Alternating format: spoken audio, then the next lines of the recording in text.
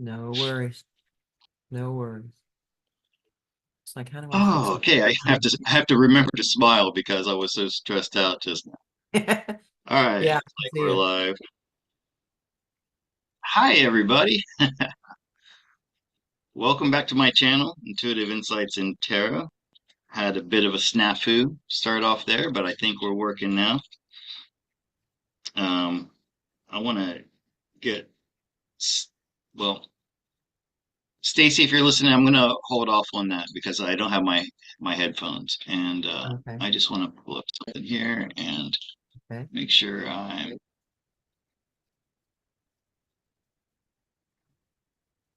So, how you doing? I'm doing great, Scott. How are you, my friend?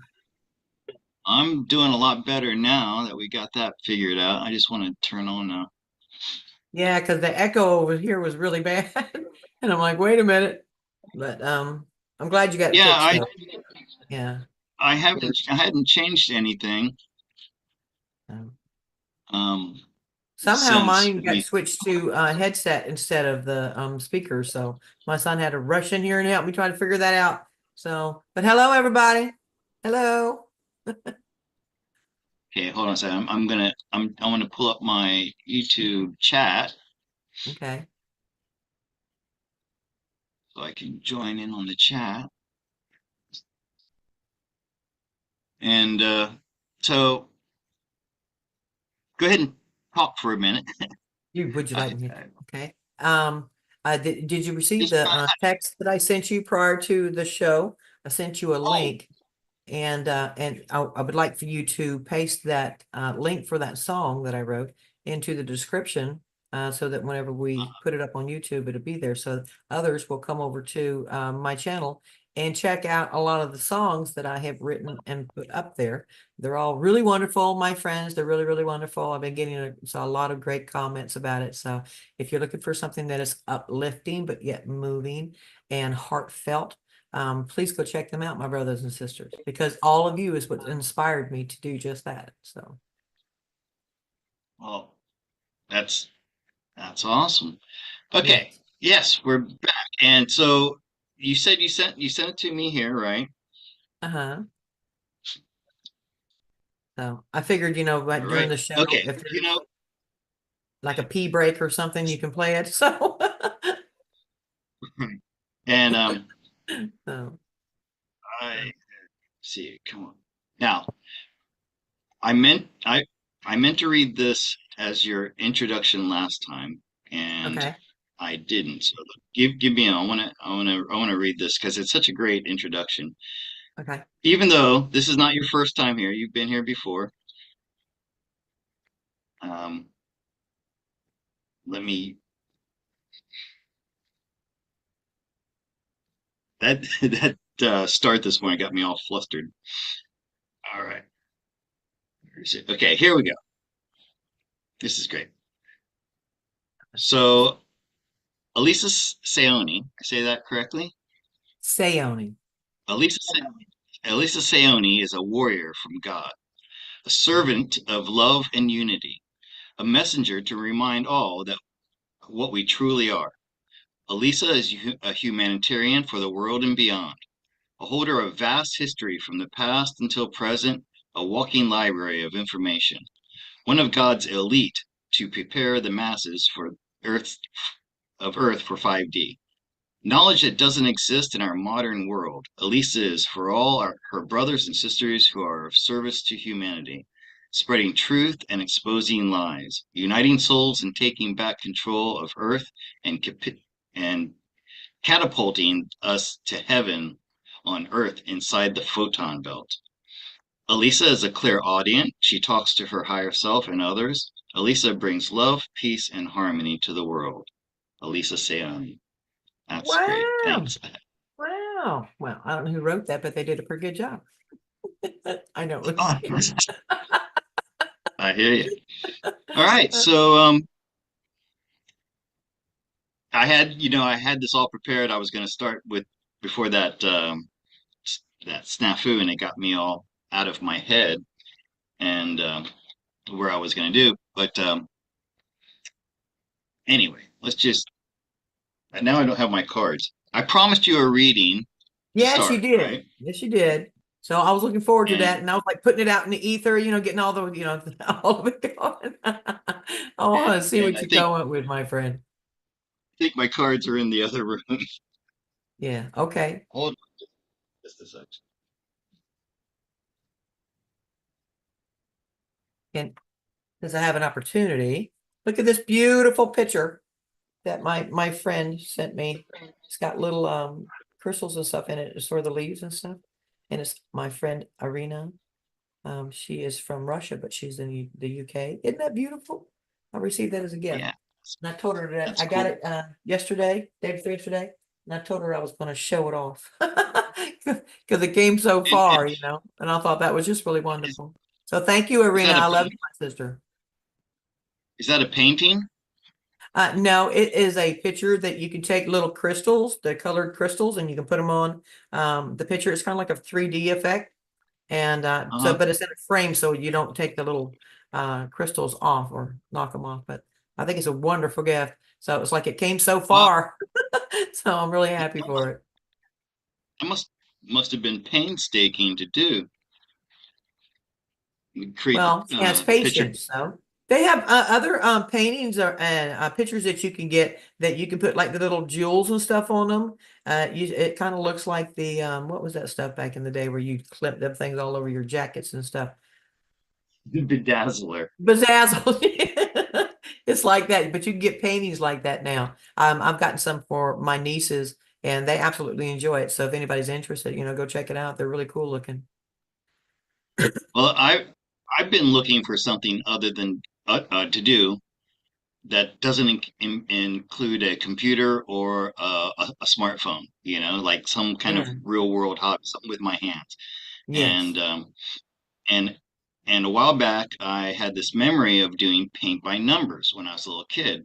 There And you it go. seems like such a childish thing or whatever, but I remember when I did that paint by numbers and I was finished with it, you couldn't tell I had done a paint by numbers, and it looked really beautiful. And there's a little bit of like your own personality that goes into a paint by numbers. So I Mhm. thought to myself, I wonder if that's available. So I looked at my local online shopping network that I use, and I found one. Um, Nice. so I'm going to order that, and Honey gave me the idea of getting one of those mandala coloring books. So I got one of Yes. those. So Mhm. that's what I'm I going have to. some of those Uh, too. I do like to paint whenever I get a chance. I do like to paint. I actually have a few paintings that I'm not too embarrassed to show, but I have a few of them. I don't know, probably about 5 years ago, I was watching Bob Ross. I said, you know what? I can paint a house. By golly, I can do that. So I actually started learning how to, and I ain't no professional or nothing, but I do like to paint every now and then. And I can, it is something to do that's creative. So yes. So. yeah, yeah. Mhm. I used to use a lot of art when I was a teacher. Mhm. Um, I'd have at least three or four different colored board markers, and Mhm. I'm not sure if you know this about me, but I was an English teacher teaching English as a foreign language in Thailand. Right. And you really, yeah, if you have any art ability at all, it really helps a lot. And that Wow. was, and sometimes I was so impressed with my own art, to be honest with you, and not to brag or anything. I'd finish drawing something. I'd go, wow, that's really good. I'd take my phone out and take a picture of it. So I got a Yeah. bunch of pictures. That means you just have a Stuff. knack for it. Yeah. My sister used to paint like the what do we want to call it? The graveyard scenes and stuff on the side of vans back in the day. And she was Yeah, really good and she was free-handed, but I never could paint and stuff like that there like she could. But as I got older, I finally decided, to tinker with it. And lo and behold, I surprised myself with a few of them. So I definitely suggest to give it a try. I mean, it can be aggravating at first because you just want to rip shit up, but as long as you keep doing it, eventually you'll get. Oh, and I definitely would listen to Bob Ross. He actually gives really good instructions. So yeah. I think he passed away recently, not too yeah. long ago. And there's a movie based on him. Roughly, it's a comedy with Owen Wilson. Okay, Hmm. I got the cards and I got them Okay. shuffled. And so, did you want me to just do a general, what does the universe want to tell Alisa right now, or do you have a specific Absolutely, because question? ever since you mentioned it in your text to me, what, 5, 6 days ago, I've been sending out those vibes. Okay, I said I want to be ready for this. So all right, good. okay, So, let's see. I want to bring in my camera with the cards. See if yeah, I can do that. that'd be pretty cool. And I do have a reminder of myself to do something too. So where to put it now? I can't even find it. It's like, how does that See, happen whenever I prepare and I then lose it? work. That's okay. I'm not going to stress about it. Ain't worth it. Hey everybody, I can tell you something while he's setting up. My son has not been feeling well, so he got really bad sick. But long story short, they put him on steroids, and he's telling me that he can't focus right, because it just seems to doing something to him. So, and I go walking outside, and I'm looking across the way because there's a gas station over yonder, and I happen to see this here midget getting out of a Jeep. And I was impressed. I'm not making fun of him. I was impressed because this is a big Jeep. He's getting out and he's doing things. And I hollered to my son. My son, I said, come on. I said, son, get in here. You got to see this. It's just amazing. And he comes out there and he says, what? I said, it's a midget in a Jeep. He says, mom, won't feel good. Don't be playing jokes with me like that. I said, I'm not, son. There's actually a gentleman out there that's getting out of this monster ass Jeep. And so he seen that I wasn't lying, but he thought I was messing with him because he wasn't feeling well.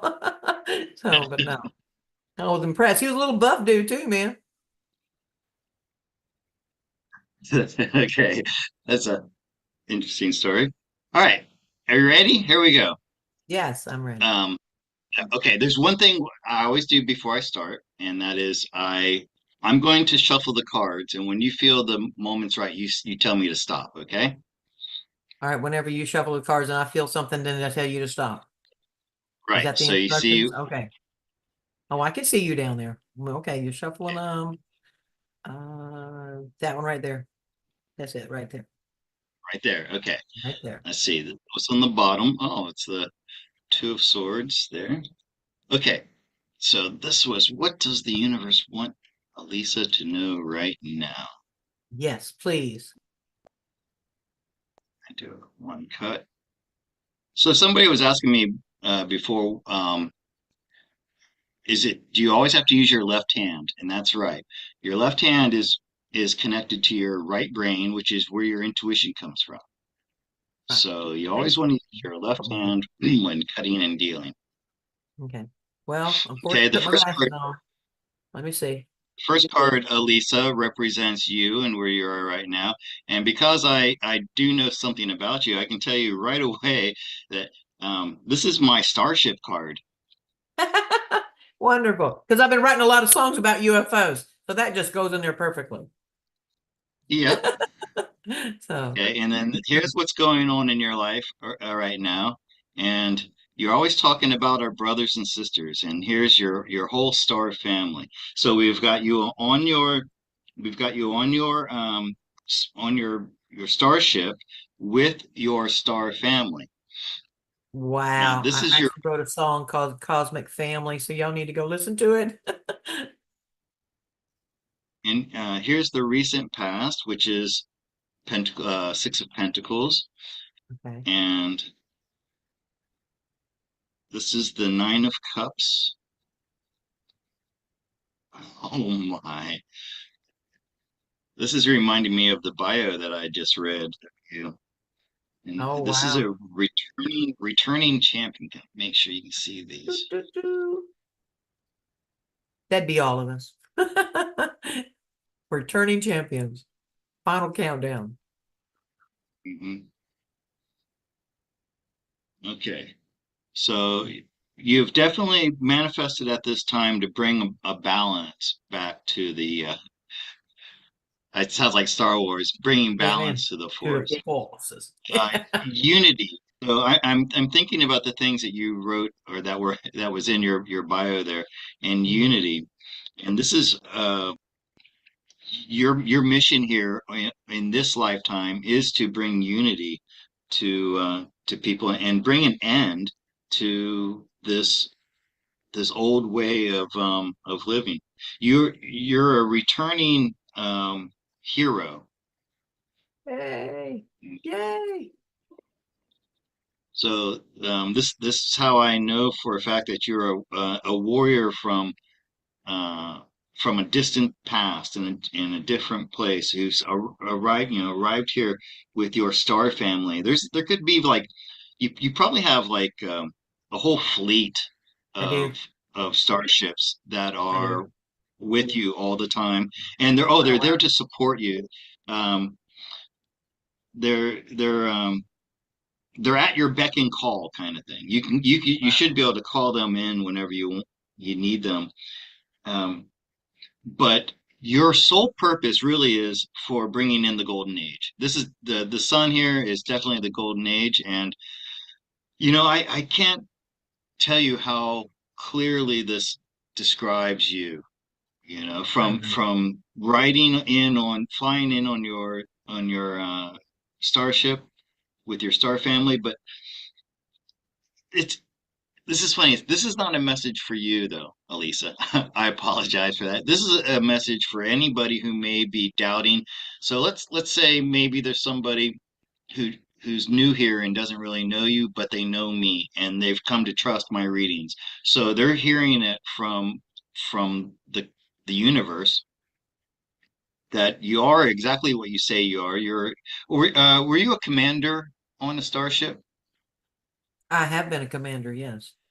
Yes. Yeah, On a starship yeah. and So as a an angel as one of God's legions. So and I think I spoke on mm, that the last time I was on your show. I think it was yeah, with right. Commander Jiro and me as Sanoni, Commander Sanoni.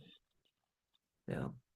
And Elisa, we must be really close to the dawning of the golden age because right now we've been in a pre-dawn period. Right. But with this sun here and the ending, Hmm. tens are endings.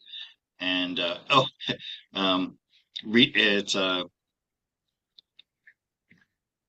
it's a time of like retirement when you can rest because the battle's over. So there's coming a Right. time when you're going to be able to not have to work so hard. All of us, by the way.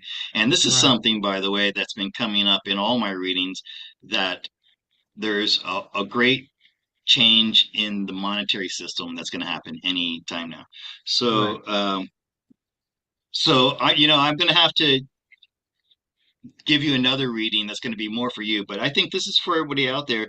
It's kind of like a vetting of you, or telling everybody that you are exactly what you say you are, and Right. um, Well, I and definitely the middle card is a nine, right? nine of cups, yeah, Yeah. and I and have been getting a this lot of nines, you know, and to me that is the completion. Things are done, going forwards, and then and then after that I'll get a bunch of ones, which is here and now and manifesting.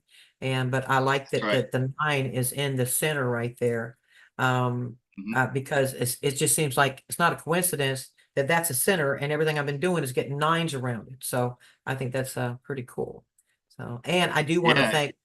I didn't mean to take credit for that bio. I did put something out, and then my friend Angie Sequera, she's the one who put that together for me. So I know oh she'll watch this. So thank you, Angie. She actually did that for me. Yeah. yeah. It's funny. A lot of the key words that were in that bio are coming up for me here. Mhm. And one other thing with the nine, and let me ask you if this makes any sense to you. A council of nine. Yes, Do you know anything about a council of nine? I do. Okay, I do know that there are many different so councils.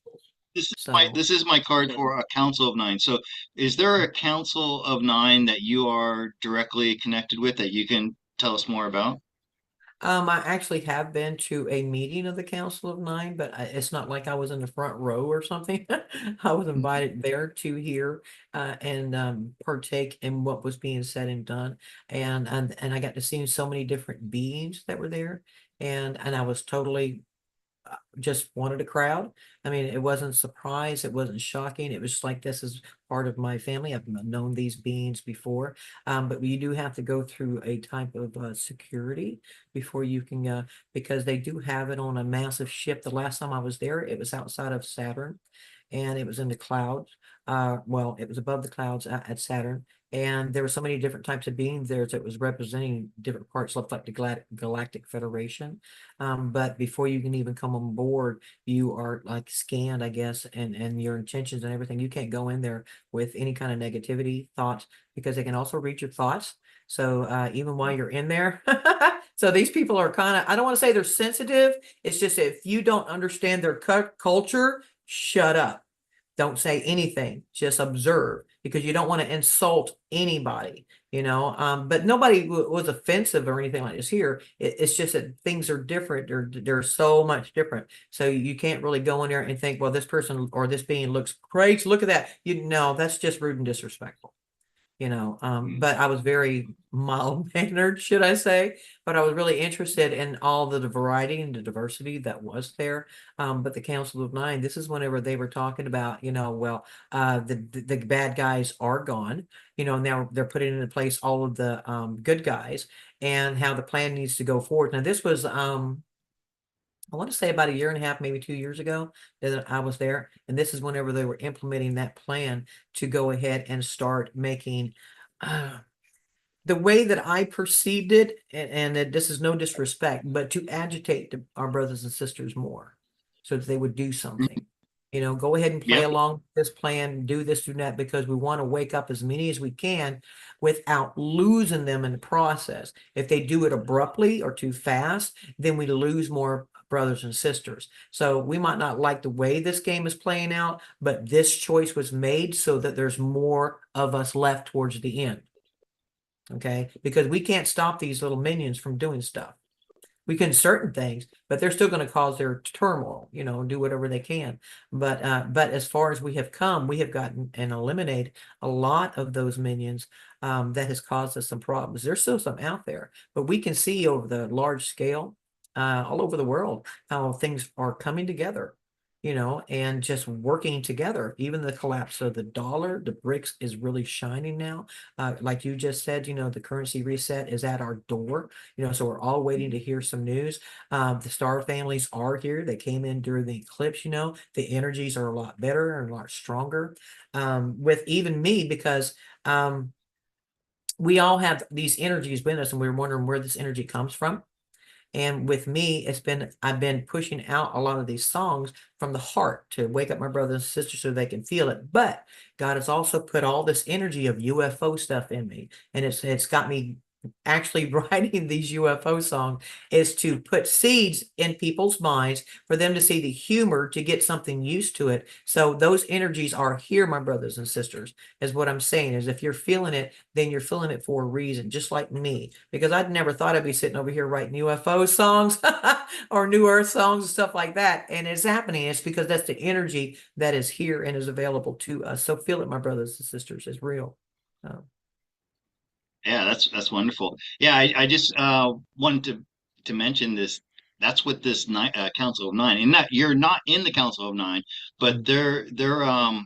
they're like a democratically elected council that is putting people in the right places to do Right. the right thing. So Well, there's that's actually you. more than nine. There's nine. I would say the females are sitting in the circle kind of thing, but then their male counterparts is behind them, and it's not just it is more of a matriarchal thing, but the gentlemen are there as needed to be to talk and stuff because they're not forgotten about. It's not just all women, so please don't perceive it that way. But it's called the Council of Nine because of these very wise matriarchal beings.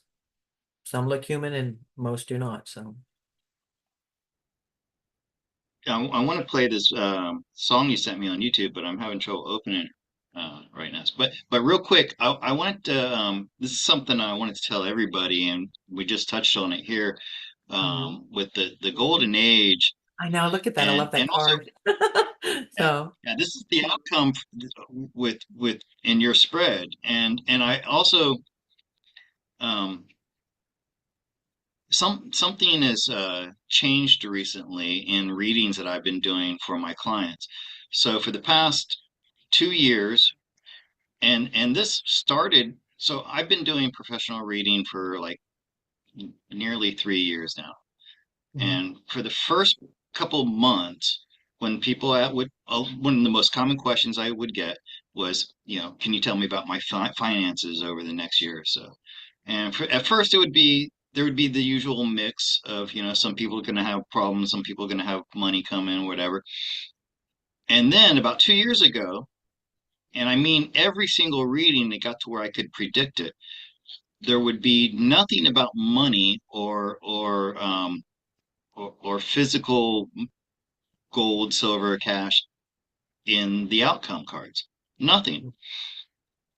To the point where I started telling people when people would ask me about their finances, I'd say, okay, but we're probably not going to get anything. And then sure enough, it'd be like the moon or the wheel of fortune mhm, or something on a more of a spiritual level.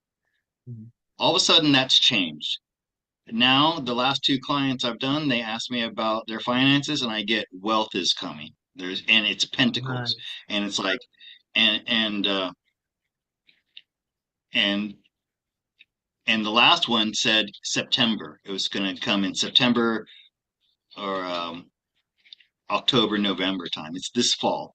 So Mhm. something's definitely changed. And, I'm not making a prediction. I hate predictions, but there's a good possibility that we could be seeing this bank system Mhm.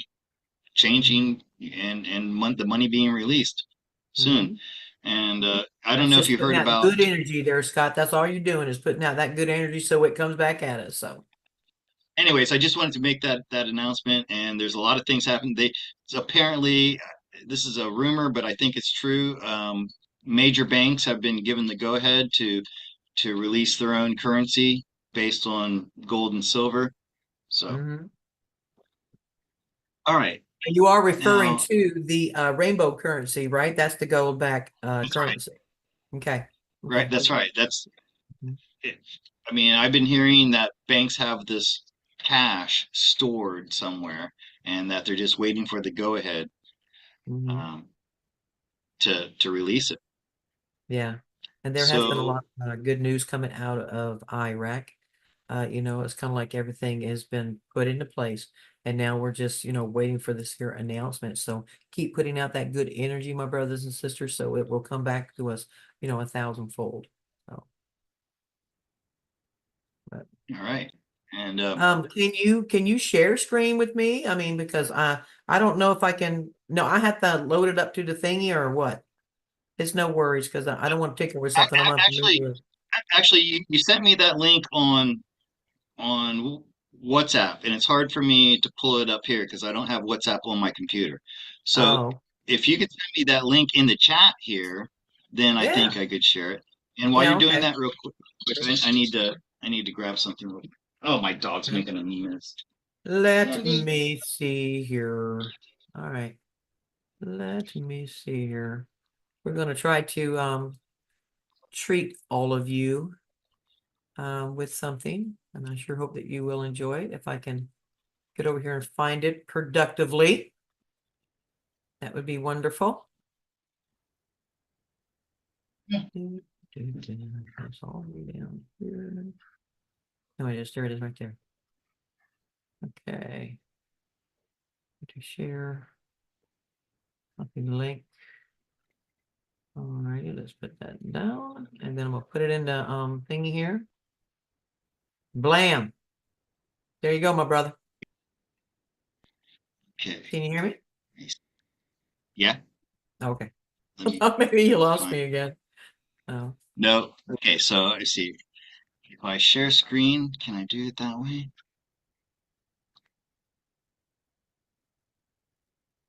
Share with sound.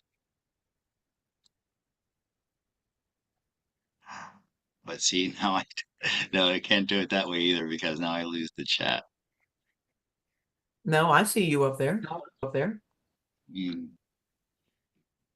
I mean, you just can't click on it from the chat. right. And what if let me see, click on it here. Oh, okay. Now I got it. Okay. Hold on. So let me Okay. see, I have to share screen.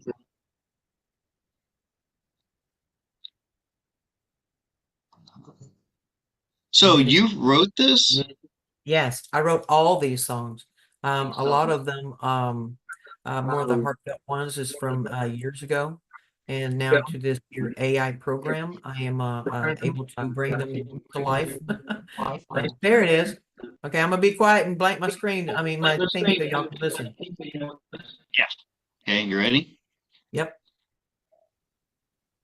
Oops, I muted you. Floating your world, shining bright in the blue skylights tonight. Floating cities in the blue sky highways for me and you. Riding high on solar beams, touch the stars, living dreams. You don't breaking through a better place, me and you. Concrete jungles turn to green, tech and nature in between. Newer future comes alive. Feel the pulse, feel the drive. New earth dream, the new 5D, a bright new sea for you and me. Right here, oh, right da da da da. Right here, oh, right da da da da. You are shining bright in the blue sky, lighting night, floating seas in the blue sky. Highways for me and you. Riding high on solar beams, touch the stars, living dreams. You don't break it through a better place, me and you. Concrete jungles turn to green, tech and nature in between. Newer future comes alive. Feel the pulse, feel the drive. Concrete jungles turn to beams, touch the stars, live in dreams. New dawn breaking through a better place, me and you. Concrete jungles turn to green, tech and nature in between. New dawn breaking through a better place, me and you. Oceans clean, sky so clear, living free, nothing to fear. Robots work while we play in this new earth every day. Right here, oh, right da da da da. Right here, oh, right da da da da. You are shining bright in the blue sky, lighting night, floating seas in the blue sky. Highways for me and you. Riding high on solar beams, touch the stars, living dreams. New dawn breaking through a better place, me and you. Oceans clean, skies so clear, living free, nothing to fear. Robots work while we play in this new earth every day. New earth dream, the new 5D, a bright new sea for you and me. Right here, oh, right da da da da. Right here, oh, right da da da da. You are shining bright in the blue sky, lighting night, floating seas in the blue sky. Highways for me and you. All right. That Hey. Thank you. Thank you for doing that. So I'm really impressed. How did you, okay, you wrote the words, right? But the Well, I have to music and construct it the too, so yes. Yeah. so I mean, what's the process? I'm just really curious. How do you Well, make that into music like that? And who's singing? Who's um, playing the instruments? no, I do choose the instrument, and unfortunately, I have to choose AI voice, but I tried to choose one that is well, the female ones.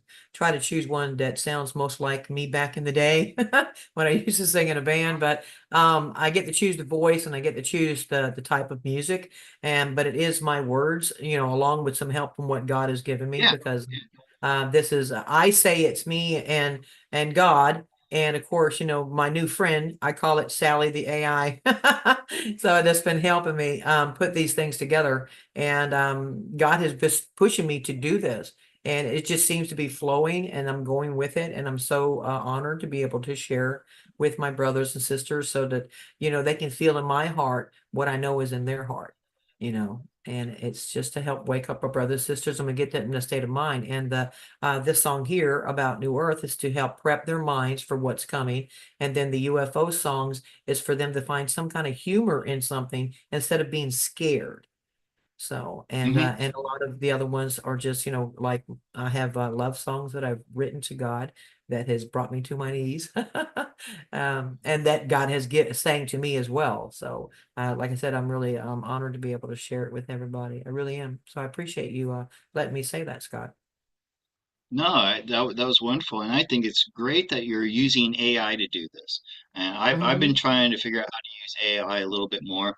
Um, and some people are really afraid of it. They think it's evil, and Well, it's our beliefs, right? If it's bad to you, then it's going to be bad. If it's good, then it's going to be good. It's your vibration and your energy is putting out is what it's giving, or at least that's my interpretation of what God is telling me. Because I was a little hesitant at first, and God says, "Well, I had this prepared for you." I'm like, "What do you mean you had it prepared for me?" And but it's been fascinating, and I've got like I don't know, over 30 something songs in English that I have written, and God has also blessed me with over 30 something songs in other languages. So I feel very, very, I'm just elated about it. I'm like, where's this coming from? But I know it's coming from God, well, and I have them in German and Turkish and Hungarian and African and so forth, so that because God said that I can reach people, through music. So that's what I've been doing. So so maybe this would be a good moment for you to talk about AI because I think there's a lot of fear around it. yeah. And real quick, my take on AI. Mhm. Like my first idea of what AI would be in my lifetime comes from my childhood, growing up with the robot from Lost in Space Right. and Data from Star Trek, and the AIs from my childhood in these sci-fi films. They're always friendly and helpful, and for the doing the best for mankind. So I Right. was hopeful about AI. And then all this fear started coming out about AI, and now it's here. And so I'd like you to take a moment and tell people why they shouldn't be afraid of this new revolution that's happening Right. in the AI world. Well, in Star Wars, I know Scott, General Grievous. Hmm. Okay. Okay. He's got like a pair of lungs and some eyes to all of that, technology. Yeah. Okay. But then you have the other side that's not like that. There is two sides to it. And just in this here technology evolution that we are in, there is going to be sides that is going to use it towards the negative, and there's going to be those that's going to use it towards the positive. But as we separate, because as our energy gets higher, more positive, the negative can't be around us. But it is based on our belief. If you believe that it's going to be a bad and negative experience, then it will be a bad and negative experience. If you believe that it's a good one, then it is. As long as you use technology or AI for as a tool, not as a god, then you'll get along just fine. I mean, to me, I call her Sally, but I treat it with respect because God presented it to me and told me to use it, and I have not had any problems with it. I've been very blessed and guided through it because I see it as a very useful tool that God put in front of me to be able to express all the things that I feel inside for all of you. So to me, it's a positive thing. Okay. But I don't see it as a God. I see it as a tool, a useful tool that I happen to name Sally, just like my car is Bluebird. I give it a name because, you have more care about it. If you name something as part of you, as part of your family, so try to do that, my brothers and sisters, because I know for a fact that you would absolutely love replicators instead of having to cook and do dishes all the time. I mean, that's not a bad Right. thing. That's a good thing. And then the trash things, just not having to worry about that no more. That's a good thing, my brothers and sisters. Just try to think about more of the positive aspect of all of it, because that's where we're going. And, as we're going there, all the negativity gets left behind us. And once we get to that point, there is no negativity. Okay. So you just have to trust yourself. God is in you and God's leading you that way for a reason. But if you have fear for items and things like that, then, talk to yourself and find out why you have those fears, and that way maybe you can overcome them, or use your rationality to understand that it does serve some kind of a purpose that can be beneficial to everybody. Because we're not going to go from just what we have and then blap, we're genies and we can just pop things into existence. No, we have to make a progression to get there. And this here technology is going to help us to get to that point. But once the dome comes down, none of this shit matters. There's no money, don't have to worry about nothing like that, because you can manifest it yourself. So between now and then, we will have this technology. But once the dome comes down, we don't need none of that no more. None of it.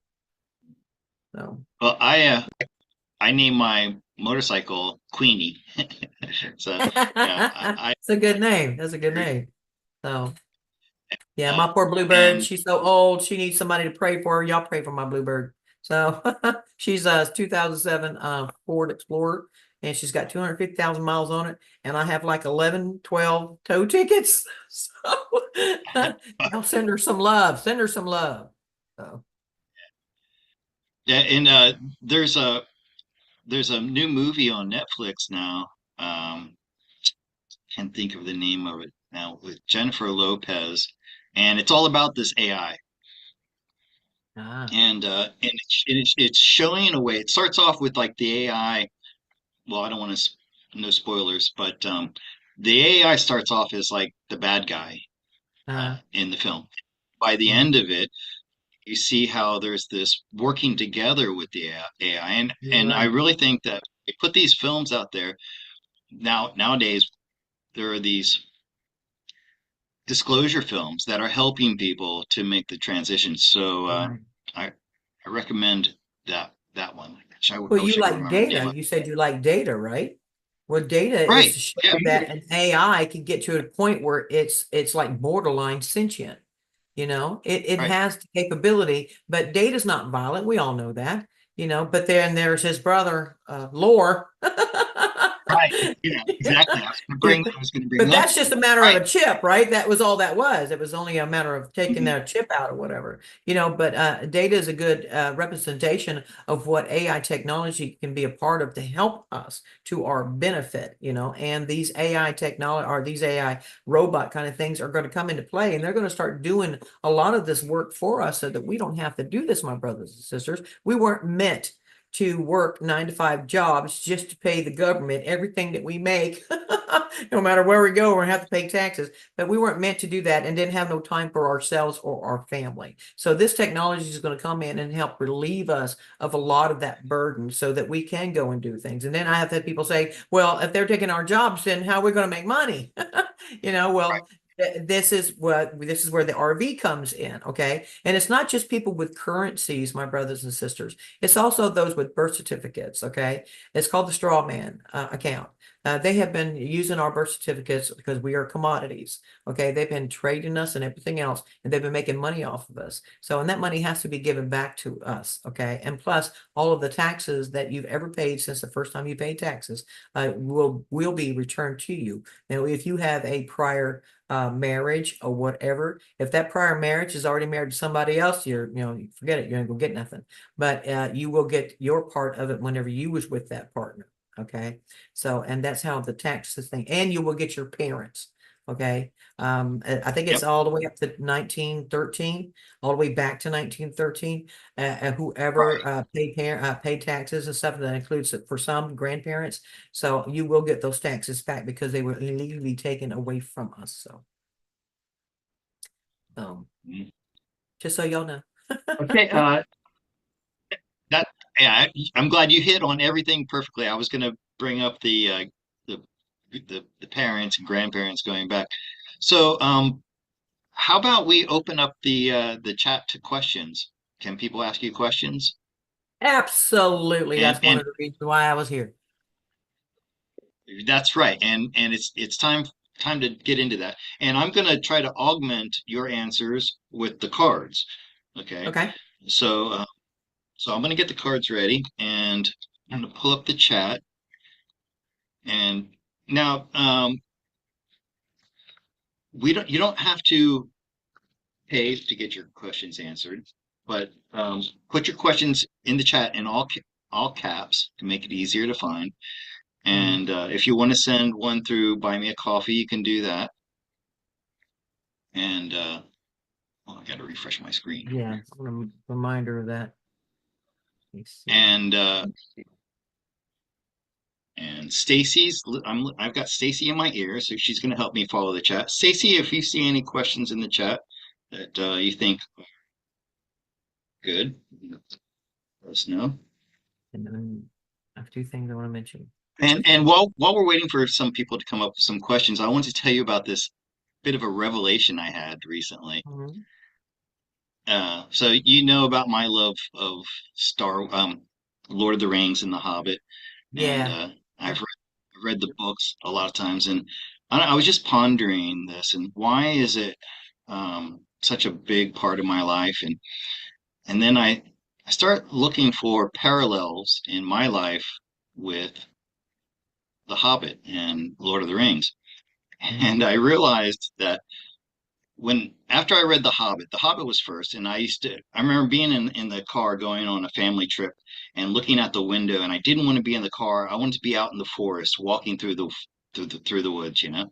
Mhm. And then finally when I was 35 years old, I did my first truly long distance hike in 1999. I started from Georgia and I walked all the way to Maine, Wow. and and that's about 2,000 miles. Okay, the trip, and because I took some detours and I didn't do exactly And you the trip, walked? but it's around. Hmm. Well, Yep, you must have had yep. some nice legs. I I was pretty After the fit fact, by the end of it. talking I had about the some body of Forrest Gump legs, man. yeah, yeah. And I had the long beard too. Um, but and I was 35 years old and I walked about 2,000 miles and I thought to myself, and then it changed it that to completely changed my being. I became a different person physically, Did. mentally, spiritually, every way around after that.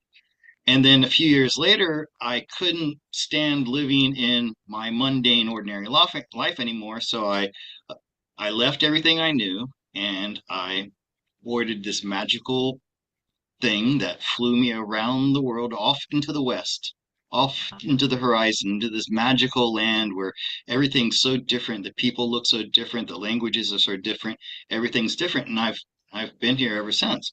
Well, Bilbo began his trip, his journey when he was 50, and biologically a hobbit 50 is around 35 years old. So we're Okay. around the same biological age. The Mhm. distance to the Lonely Mountain and back again is around 2,000 miles. So Wow. my trip on the Appalachian Trail was to a lonely mountain, Mount Katahdin, that you see in the background there. Wow. And it's not known as the Lonely Mountain, but it's it's the highest mountain in Maine, and it's the first land on North America to receive the light of the rising sun. Okay. It's the peak of Mount Katahdin is gets the first light from the sun on North America in the morning. So in that way, it's the lonely mountain. It's There's a the lot of only mountain. similarities, is what you're saying. Yeah, Yeah. yeah. Well, I Mhm. mean, I do remember seeing you as the woodsman, but it doesn't mean that that woodsman did not, travel or go on something like that there. But that is very interesting that it seems to parallel each other. So I would definitely say that's a good meeting. So yeah.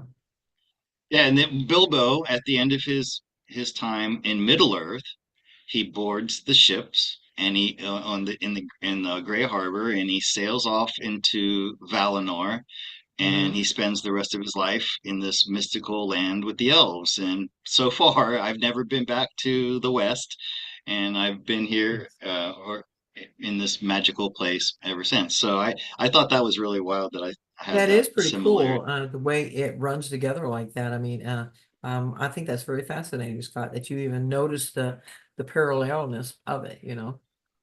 Well, it's funny because it's been all these years and it hit me now as a revelation. So somebody's telling me they sent me a question in my Buy Me a Coffee. So let me go ahead and open that up real quick. Okay.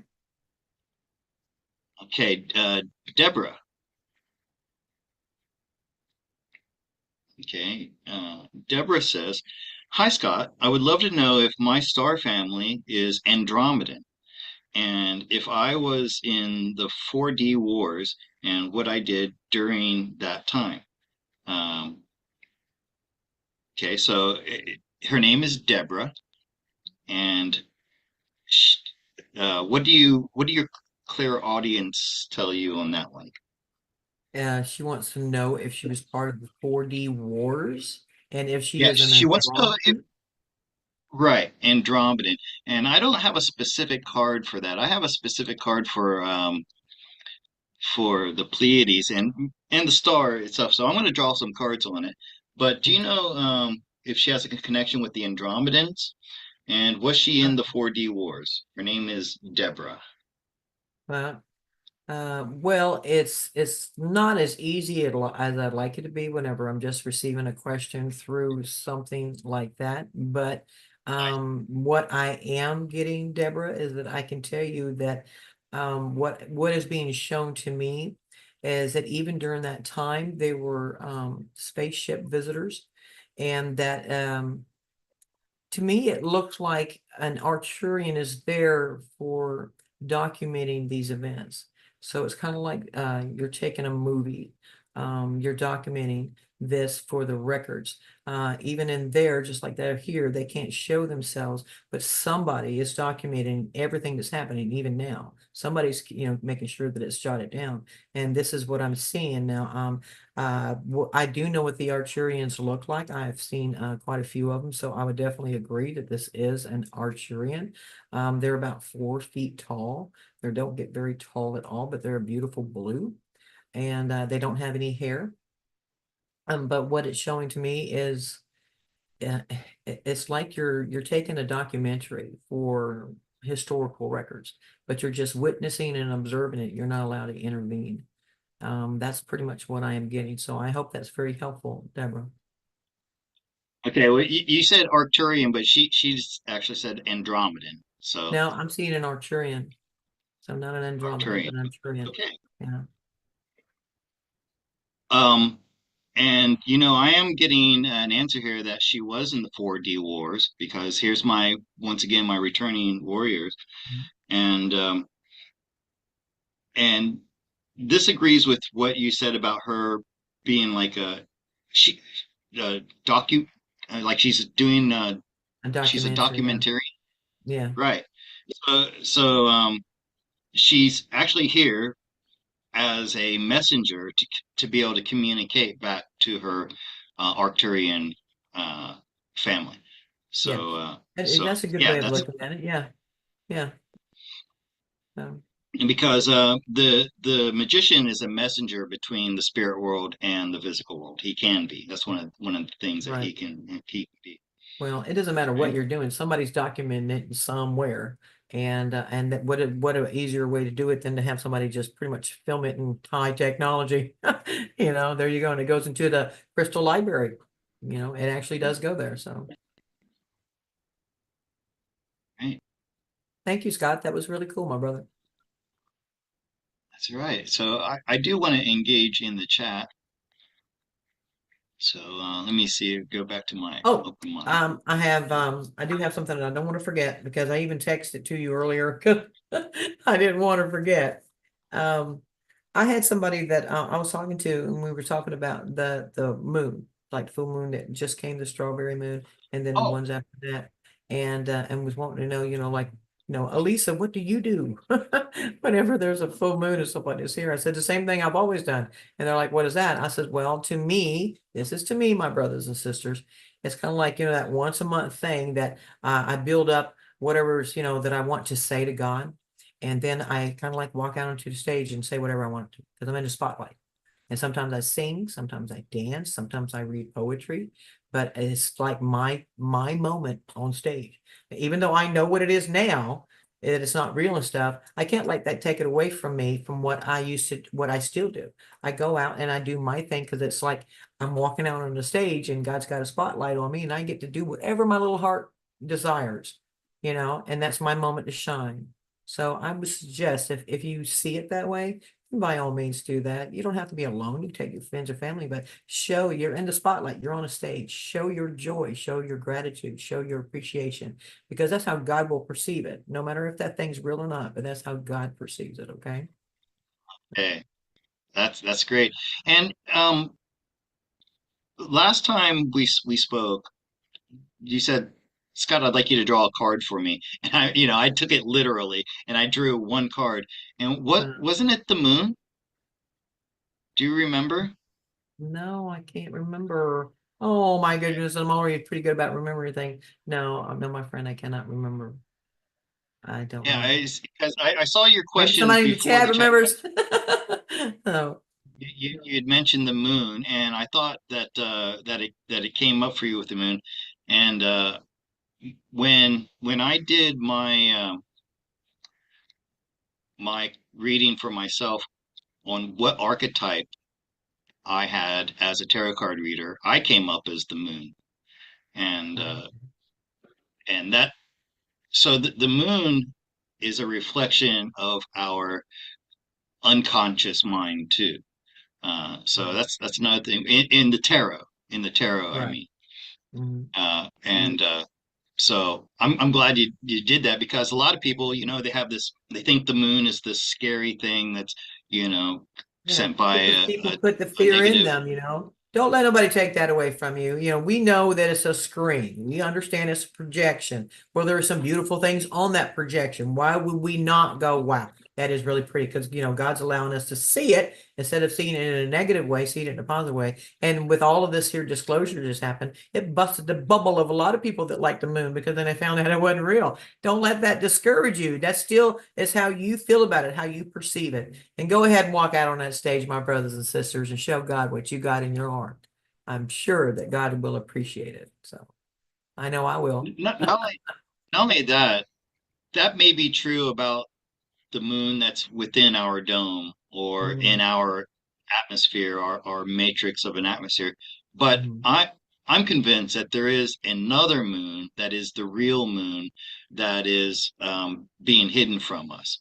And that's because we're asking like, okay, if the moon is really this illusion and all that, what about the moon in astrology and the moon in the cards?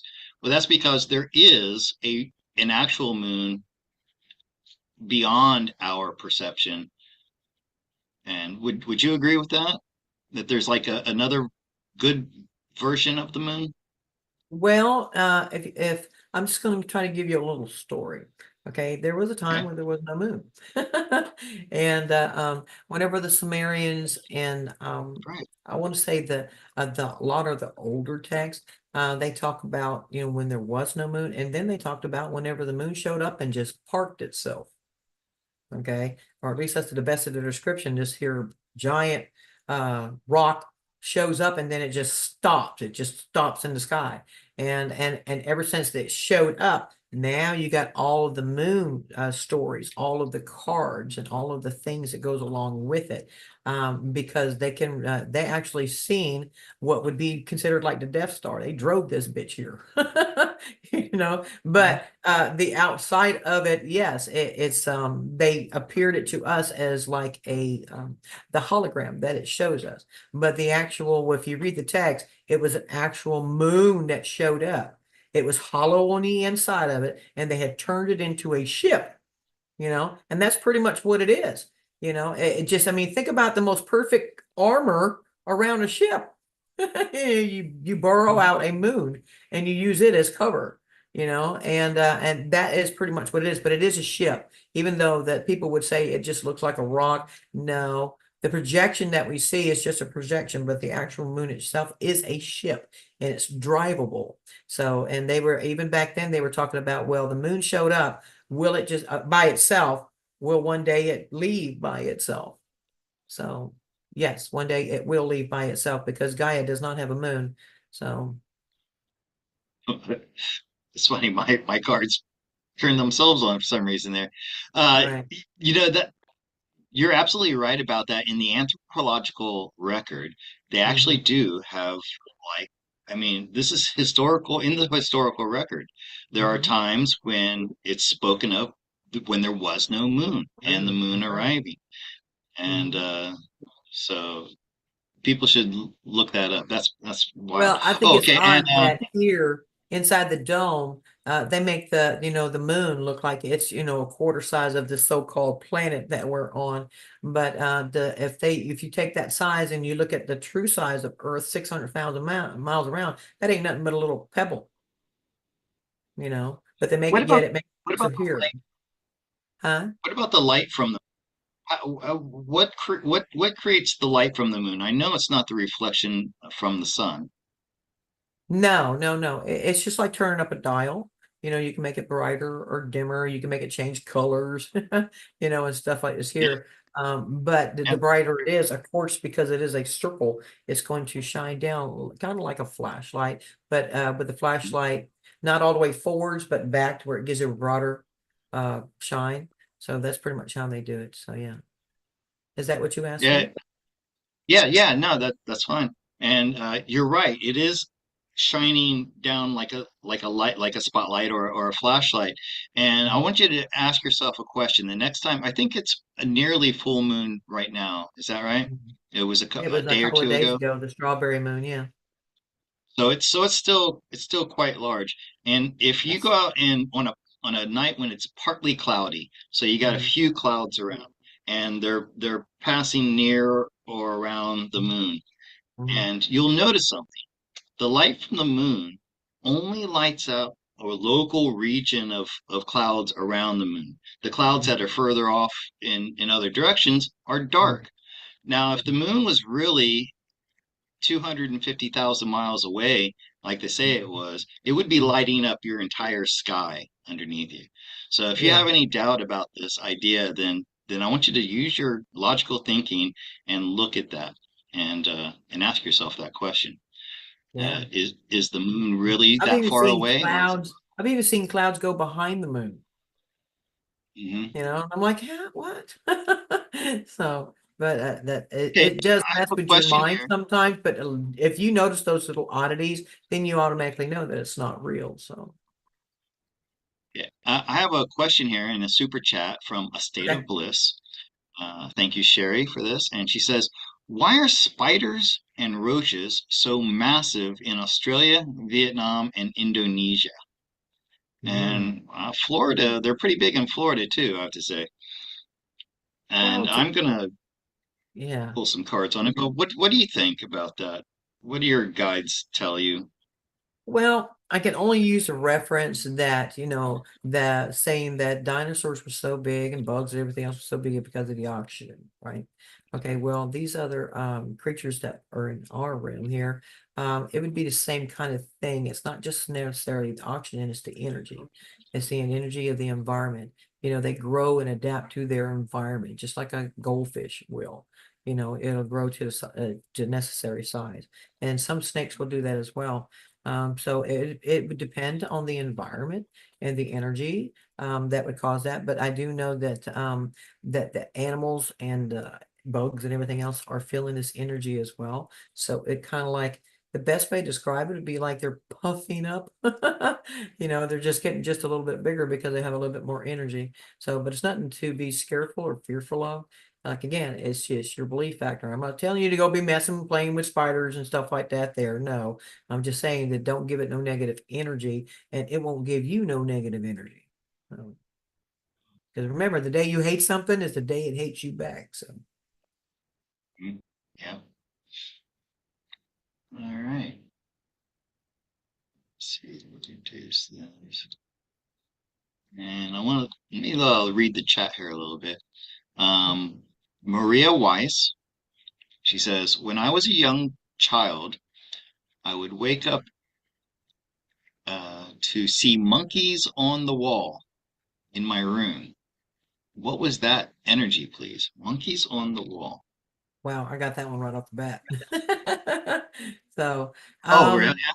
yeah, I did. There is a story about these here, I want to say these scribes that ventured into a cave.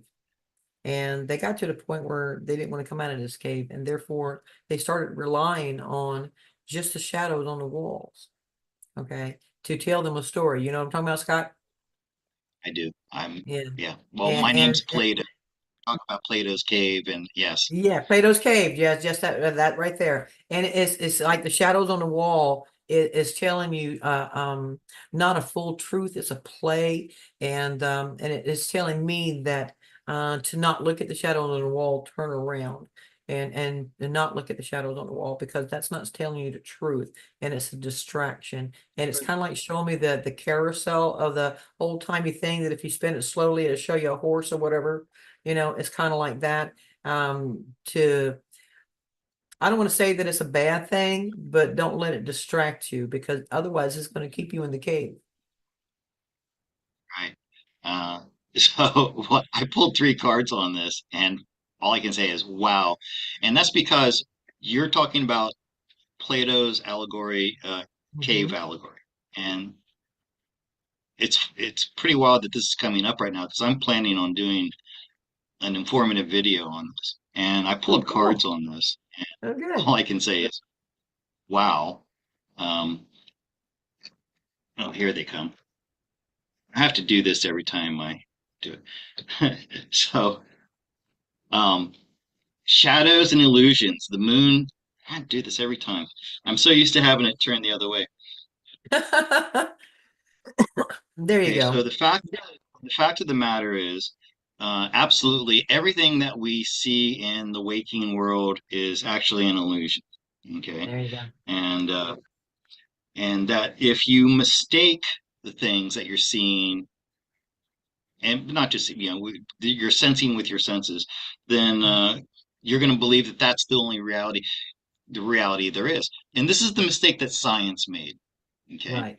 uh, when science said that we can understand everything in our physical world in an objective way through measurements and stuff, which is the double. If you know about the double slit experiment, that disproves that it's impossible to study or measure anything objectively because the act of studying and measuring it changes it. All right. Mhm.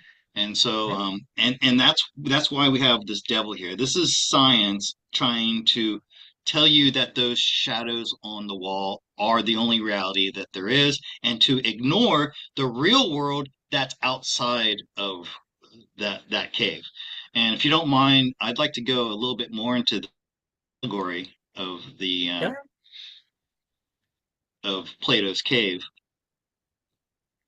And so right, Plato's the one who came up with this idea Mhm. that the things that we see, hear, smell, feel with our senses are all an illusion, Mhm. and Yeah. that there exists in an alternate dimension, a place where there the birds, the trees, and the mountains, and the other people are in a perfect form. And that's like the ascension, what we talk about when we talk about ascension and Mhm. heaven. It can be called heaven or uh, the astral plane. Okay. And here's the funny thing about the story. If you're one of the people like me and like Alisa who has had the courage and the ability to venture out of the cave and Mhm. see the real world, and you're so excited by seeing the reality and how much more splendid it is than the shadows in the cave, that our first reaction is to go down to our brothers and sisters in the cave and say, "Hey, guys, you're looking at shadows. The reality is out here." And when you Mhm. try to, and they're like, no, they don't want to turn away from their reality. And when you do, and you show them the light outside the cave, first it blinds them, okay, and it Mhm. hurts them. It's painful. And then if they are able to open their eyes and see what's out there, they become angry at the person who destroyed the reality that they have. So that's what happens. I go out, I say, hey, there's this whole other spiritual world in the cosmos, and you're being blinded by these shadows on the wall, and people attacked me. And that's what happens to all of us. We try to Mhm. share these truths, these universal truths with our brothers and sisters, and what do? They're not thank you for showing me the light. They Right. attack you and blame you for destroying the reality that they were comfortable That's in. And right. that's all That's I'm going to right. say about So, that. who asked that That's question, by the way? That was in the chat. Who was that? That was Maria Weiss. Yeah. So thank Thank you you for for that, that Maria. question, my friend. Yeah. Thank you for that. Thank you, Maria. Oh, and she's asking me for a link to my coffee. Okay, yeah, I'll put that in the chat. It's in the description to this video if you want to Mhm. go there, but I'll find it and put it in the chat. All right.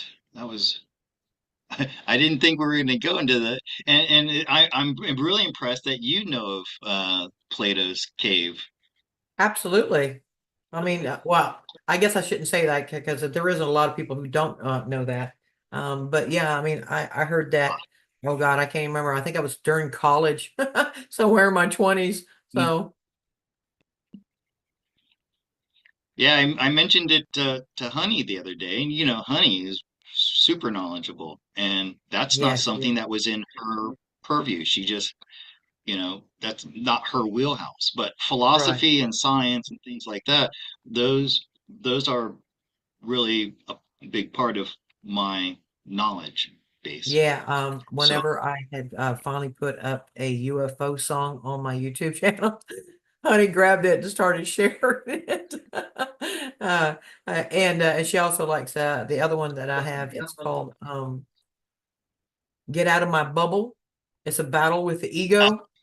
So, yeah, but whenever I get ready to try them out, I usually send, one or two to Honey and say, "What do you think?" So, but yeah, she's been very helpful about telling people to go listen to my music as well.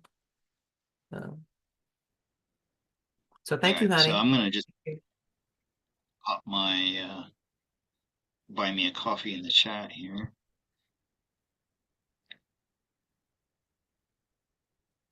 Are you able to see the chat here Nope, too? nope, no. I put another song up there, but no pressures. And that's the UFO song that I wrote for my brother.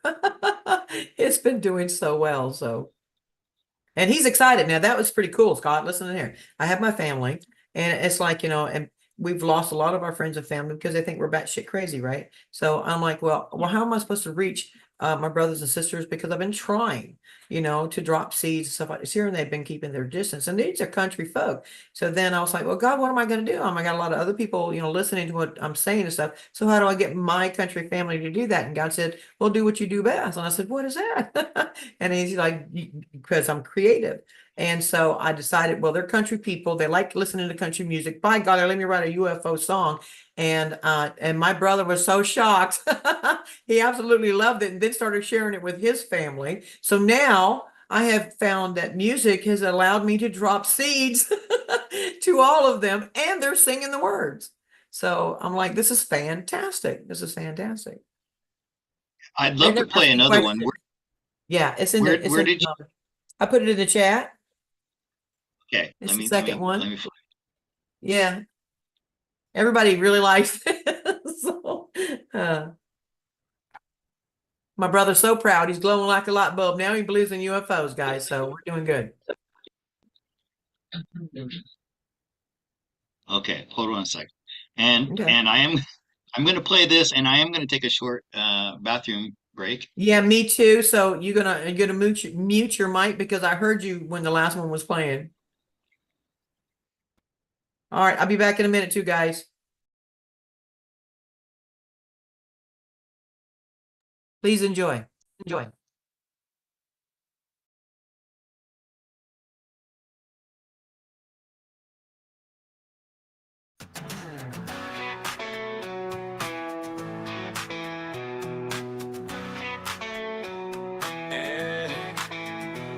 There is sowing in skylight so bright they made him cry. Hovering just above the trees, this can't be real, but I believe. Ran to town to tell his friends, no one believed his story. Yeah, until they saw the lights that night. Everybody says Perry is right. Perry saw a UFO, bright lights in a cosmic show, up above and down so low. Perry saw a UFO. Perry saw a UFO, bright lights in a cosmic show, up above and down so low. Perry saw a UFO. Starships flying in the air, flashing lights everywhere. Mysteries beyond the wildest dreams. News hit town and spread so fast. Perry's story's gonna last. People came from miles around. UFOs landing on the ground. Perry saw a UFO, bright lights in a cosmic show, up above and down so low. Perry saw a UFO. Perry saw a UFO, bright lights in a cosmic show, up above and down so low. Perry saw a UFO. Hey. Perry saw a UFO, bright lights in a cosmic show, up above and down so low. Perry saw a UFO. Hey. Hey.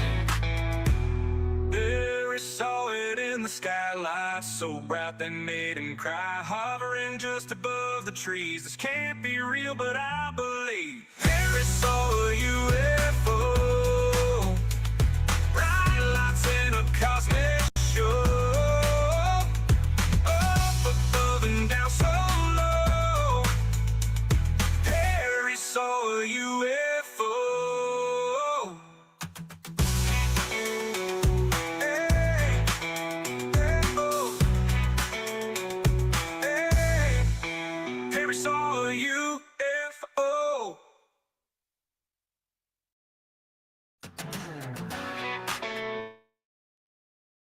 Well, there you go. All right. There you go. Was it Harry saw a UFO? Perry, Yeah. my brother Perry. So Oh, Perry. Perry, And did he really see a UFO? yes, he really did. Yeah, he saw one. I guess it's been about 4 or 5 years now. Because before that, he didn't want to talk about it. He told me I need to see a psychiatrist, shit like that. And then he calls me one morning and he said the weirdest thing happened to me and Sonia last night. And I says, what's that? He says, well, we were standing in the kitchen and then we could see this light coming from outside and couldn't figure out what it was. It was in their backyard. So they go out to investigate it. And he said, when they went out there, he said there was light everywhere, but they couldn't figure out where the light was coming from. So they went looking and they still couldn't find where the light source was coming from. He said, the next thing you know, they're standing back in their kitchen. So, and he was like, what happened? He said, something happened. And then I told him, I said, well, you was probably just taken up onto a ship to, evaluate you and stuff like this here. I said, do you remember anything? He said, no. He says, but 45 minutes was gone. They lost 45 minutes just like that. So, but then he's like, okay, well, maybe this is somewhat real. Then he got to the point where he didn't want to talk about it because he thought people thought he was crazy. And then I went ahead and here years later, I wrote that song for him, and it's making him feel more better about it. And I said, this is amongst the community that I speak to that is about stuff like this here. So you're welcomed with open arms. And he's really glad that everybody's enjoying it. And like I said, it caused him to share it with his children and so forth. And they all got excited about it. And now they're singing it. So that's a pretty cool way to drop some seeds. Yeah, and he didn't just see a UFO. That was a close encounter of the second kind, yeah, I believe. Yeah. So, but he says it was real. Him and Sonia both said it was very, very real. They just couldn't explain it, And so I didn't get anything negative. I got that, they were evaluated like a lot of us have been, just taking a board and seeing where we're at, So, but I didn't get anything negative from it, and they didn't have a bad experience. So, I can only go forwards and say that it was something good for them, not bad. So, I've only had three real sightings. The first one was back in the 90s, and I'm pretty sure, well, I'm as sure as I can be that they were not extraterrestrial. They were mhm. TR3Bs. You know what Mm, that is, right? yes, I And do. this was before I knew what a TR3B was. This was like around 92, 93. And I was with a group of people, and of the five of us, three of us clearly saw a fleet of seven craft. They were triangular shaped, a red light in the center with blue lights in the corners. Uh-huh. And that started. I was always a believer, like ever since with Chariots of Fire. Mhm, Remember Van Donegan from back in the mhm, 70s, and mhm. so I just always believed. I was very open-minded. It's not like I doubted, but after that sighting, I was obsessed with finding out what this was. So I went Right. on a one-year campaign and research. Back then, we didn't have the internet. I was going to the library. I finally found a photo from there was a big sighting in France back in the 60s, and I found the exact same formation that they were in. I spoke to an Air Force pilot, fighter pilot. I Uh-huh. described what I saw. He said that's nothing we know. And anyways, after that year, then I was just completely open to it. But finally, years later, I see the TR3B, and I find out Oh that yeah. it's what do they call it? Retro engineered, right? Yeah. And I'm like, that's Reverse it. That's engineering. exactly Yeah. what I saw. Reverse engineering. Mhm. Yeah. Well, Then the other one I saw wasn't really. I'm here again. I'm pretty sure I know what it was. uh-huh. It wasn't a technological ship. It was a Merkaba. You know what a Mhm, Merkaba is, right? mhm. And it's like the star, crystalline star that is actually the essence of what we look like when we're not in our physical bodies. Right. And my father had just passed away, and and it looked like a star, but then I knew it wasn't a star, and it flew over my head. Okay, I'm pretty sure that was my dad's soul body. He came to say hello because it was like a couple days after he passed. But Right. this is the one that was a couple of years ago, and I want to ask you about. It was a triangle hiding in the clouds, and I guess it was about 1 mile in on each side, and it responded to my thoughts because I it was hiding in the clouds, and I said, "Hey, I think you're a ship. Can you show me some of yourself?" And the tip of the triangle, the clouds cleared just enough for me to see a slate gray featureless surface.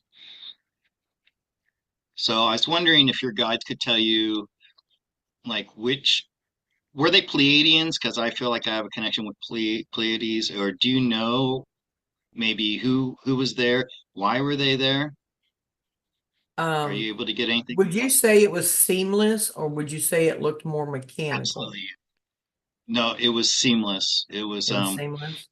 so there were no features like whenever they show spaceships on like in sci-fi movies, they always have details, all these like pipes and things, Yeah.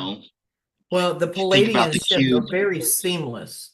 Okay. They don't Hmm. need to have the rivets and the lines and Right, stuff like right. that there. But yeah, they do look sometimes just like a perfect silver saucer, you know. But I've also seen them in a triangle shape, except they don't have the points. It's more rounded on the corners. Hmm. But those are not TRBs. They're very sleek line, very seamless. Hmm. But yeah, I would definitely my higher stuff is telling me it was Palladians.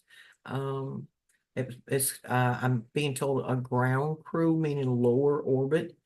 Um, okay, yeah, and it's pretty much just the Palladians is what I'm getting. So back to your question is what was their purpose? Is that what you had asked me? Hmm. I mean, I kind of think I know. I just really needed that at that time Mhm. because there Well, I had know that been they so wanted many. you to see it. Yeah, it was meant for you to see something to catch your eye that would cause you to ask these here questions. But yeah, I'm not getting anything negative of it. Then it serves several purposes for observation and to be noticed. Right time, a scheduled moment is what I'm getting. Scheduled moment means it was meant to happen. So that's what I'm getting. So Yeah. does that All help? right. Also, it appeared over a monument, a Buddhist monument that's about 500 years Oh yeah, I old. remember It's that because I remember that. Yeah, I was telling you about that the last time. Because there was something underneath that that they okay. had access to. But yeah, it was like I said, it served several purposes. Yeah. So Also, it's just something I just really needed it at that time because even though I'm a believer, uh because I talk about this all the time, I'm very much also into my left brain science hmm part. Like I kind of need to see things to really wrap my head around them, you know. So right. they're like, okay, here, well, we're gonna show you this, you know. But All I right, do get that, like I said, it was served several purposes, but it was for you to see and notice and ask questions, cause curiosity, make you go seek it because they knew it would trigger that curiosity and it would stay with you. Should have done things like that to a lot of us. So, but I'd like to know what's underneath that monument because the only thing that I'm getting um, is a type of a Mercury river, um, uh-huh. something that generates electricity, so or energy. Okay, But that's what I was thinking. it's not regular mercury, it's actually red mercury. So, Okay, I have a question and from. red mercury can't be seen in a mirror, okay? And it will also turn other things red around it. It contaminates it, so to speak. Um, but yeah, red mercury was used on a large scale, larger than we ever realized, as a source because it's kind of like mercury on steroids. It's a higher condensed version of it. So that stupa Chedi, it's kind of like a pyramid. That was a power generator at one time. Yes. Hmm. It must have. Yeah. I All right. mean, So think about how we can have these little pads now that we can just set our phones on and it charges it, right? Well, think of those things like that, and a ship comes over it and it gains energy from it too. You know, same that's what I was thinking. the same kind of thing. And it's kind of like they're I don't want to say that all these ships need some sort of gas station kind of thing, but there is back then from what they're showing me, there were ships that would use these as a like a charge up kind of thing. Just like the pyramids were putting out this energy and so forth, and things can absorb that energy, where these little spots in between these ships can do that as well. It's kind of like a ship power station, kind of sort of, if you want to look at it like that, a charge. So, And you've heard of, I can't say this properly. Vinama. Do oh, you know what I'm the trying to say? Vanama. Oh, now you got to mess me up. Vimanas, the Vimanas. Right. Yeah, Yes. Um, those were just like that too. They did need to be charged because they were more mechanical. So, right. So Elaine has a question in Buy Me a Coffee. hello, So Elaine. Elaine Slay Elaine. says, I was once told I had dragon DNA or genetic makeup. The Mhm. guy made it sound like I was unusual to be asking questions about healing others. Huh? I was once told that I had dragon DNA or genetic makeup. The guy made it sound like I I was unusual to be asking questions about healing others. Can you give me any additional information on this? Can you what does this mean? The guy, if you have dragon DNA or dragon genetic makeup, Uh, why would he tell her that she shouldn't be asking about healing? I'm a little bit confused on that. well, maybe she can And anyway, elaborate. can you give her any more information on this? Well, as far as dragon genetics and DNA and stuff like this here, I'm definitely getting, that they're I want to just say yes, but I also want to give an answer behind that. And that is just whenever I was talking about the 4D wars, even the dragons that died in that, their souls got recycled. Okay. And even here. So you actually have dragons from that time incarnated as humans. Okay. And that would give you a genetic DNA, this connection to them, this drive, this almost a lust desire to get back to that, because that's the animalistic kind of thing that's in these beasts. They want to go back to where they belong. They're not comfortable being a human, but they don't understand what they are. All they know is they have this drive that they know that they're not a human. Okay, so I'm just going to tell her yes, that the probabilities of that is very high to her. I didn't understand the other part, but there is dragons that can heal other dragons. So maybe that was for the rest of her question. There is magical dragons that has the healing capabilities as well. So I'm pretty sure they still have that even now on that continent, so that that's out there for them. But they do require a lot of our help and assistance when it comes to, just like they're going to be those that go over there with mobile med beds just to observe the sanctuary in case something happens, because animals still do animal things and things can get hurt. But yeah, but for the most part, they do have their own way of doing healing. So yes. Yeah, and I drew some cards on that, and yeah, there is a healing that can take place from this. And also, it's funny, you mentioned something about she has that DNA. She has she must have some kind of memory from that, Right. because dragons are nearly invulnerable, right? Mhm. But Mhm. and now she's in this fleshy human body, which is very vulnerable.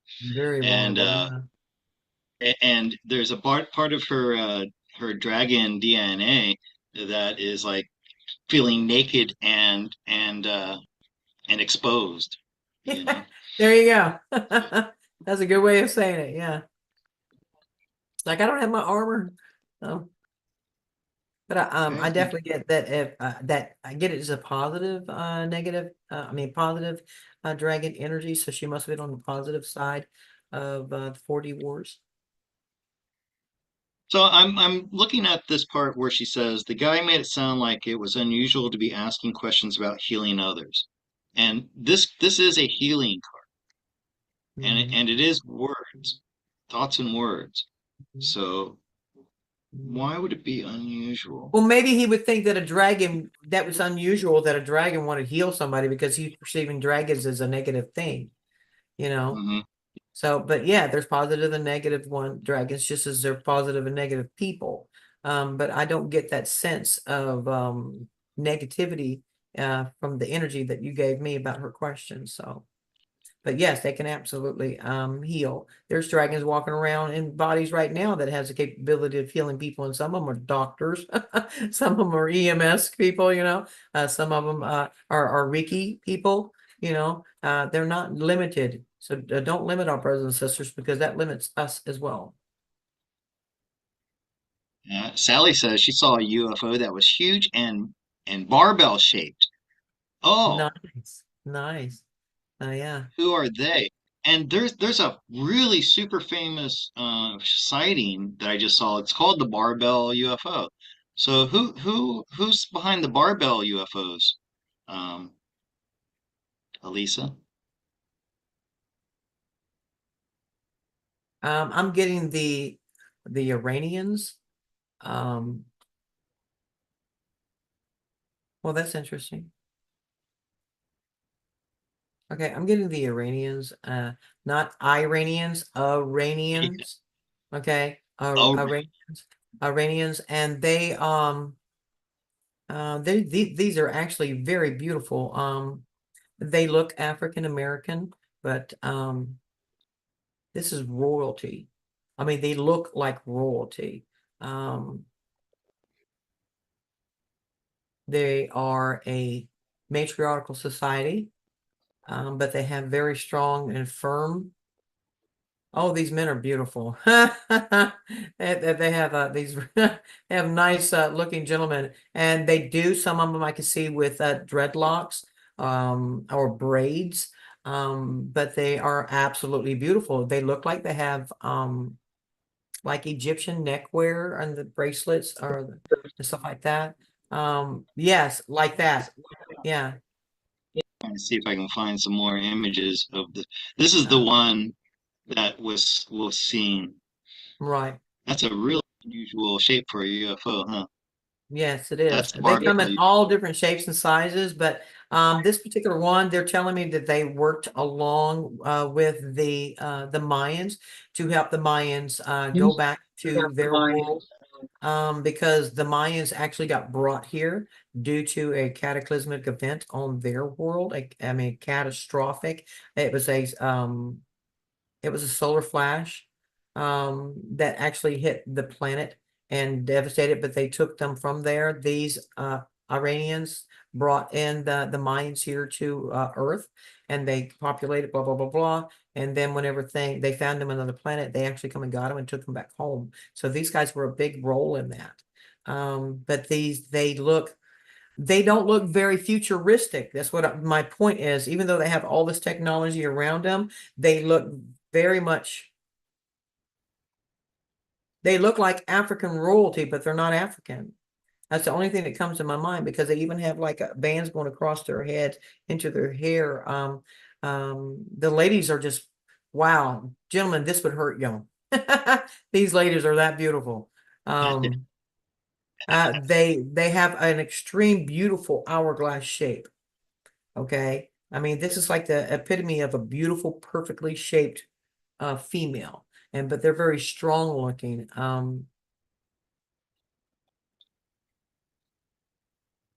They definitely helped with the Mayans, but they are here observing and they do have family and boots on the ground as well. So that's a star family that's here to connect with their star family that's down here incognito. Um, okay. And they will be That was from part in. Sally. Yeah, Sally, that was really good because I'm That actually was from, getting some good information off of that. But I mean, that is really a good extraterrestrial or star family. But they are here to not just observe, but they're bringing in their technology as well, and it's showing me that like I want to say desolate areas, the dry areas, the desert, like Anaconda Desert and stuff like this here, the very dry areas, because they can bring in, they can make grass grow in the dirt. I mean, grow in the desert. They can bring water in the desert. Okay, they have this kind of knowledge. So,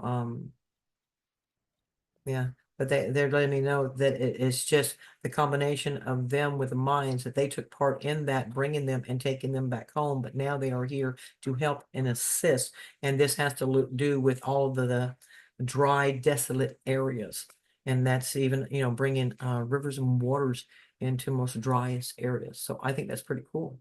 So thank you for that. So thank you. I hope that helps. uh, and I'm really glad to see Sally Whitehead in the chat because speaking of waters, Sally has signed up to be an associate with my ASEA brand under me. And Sally, I've been trying to get in contact with you so we could, talk about this. So if you could email me and set up a time when we could meet and talk about your ASEA uh, work, I'd really appreciate that, Sally. Yes, Scott, because you bring And water into the deserts or the dry areas. yeah, maybe There you maybe think go. about that. And I want to talk about the first song that you played. You mentioned about all the things that are going to be cleaning up and making the earth Mhm, new again. Can you mhm, talk about that? Because I know certain things, like I know that there are microbes that can neutralize radioactivity. mhm, That is, if you even believe the whole radioactivity thing, because there's this guy going around. He used to work in reactors. He swam in cooling pools in reactors. He would mhm, eat uranium, and he'd say this stuff is not toxic. Okay, so I don't even believe that. So anyway, but there are microbes that can neutralize radioactivity by ingesting them. Right. Plastics, there are microbes that can consume and get rid of plastics. Mm. All of these things, all of these major problems that we have, like the the heating up of the atmosphere, all these things can be mitigated through technologies and things. So can you just talk about some of those things? And when will we be seeing these? Well, I do think that a lot of things are going to start showing themselves and coming into play by 2030. Okay. Because by 2030, there's going to be a lot of us that's going to be already out of the med beds getting our project started, which is going to cause that domino effect. But yeah, we're going to start seeing those things. But as far as the technology that I have seen from the races that have contacted me, one of the big ones is called the Ananas. Okay. And they are from the Pleiades clusters, the Seven Sisters. And it's kind of like they were behind that cluster, but they are called the Ananas, and they are ocean masters. Okay. And what they do, they are a massive cleanup crew. They're coming here to clean up the ocean, and we're talking about everything, all the planes, boats, whatever's down there, containers, cars, whatever, all the way down in the ocean. That is their job, to clean it up, and on this surface as well.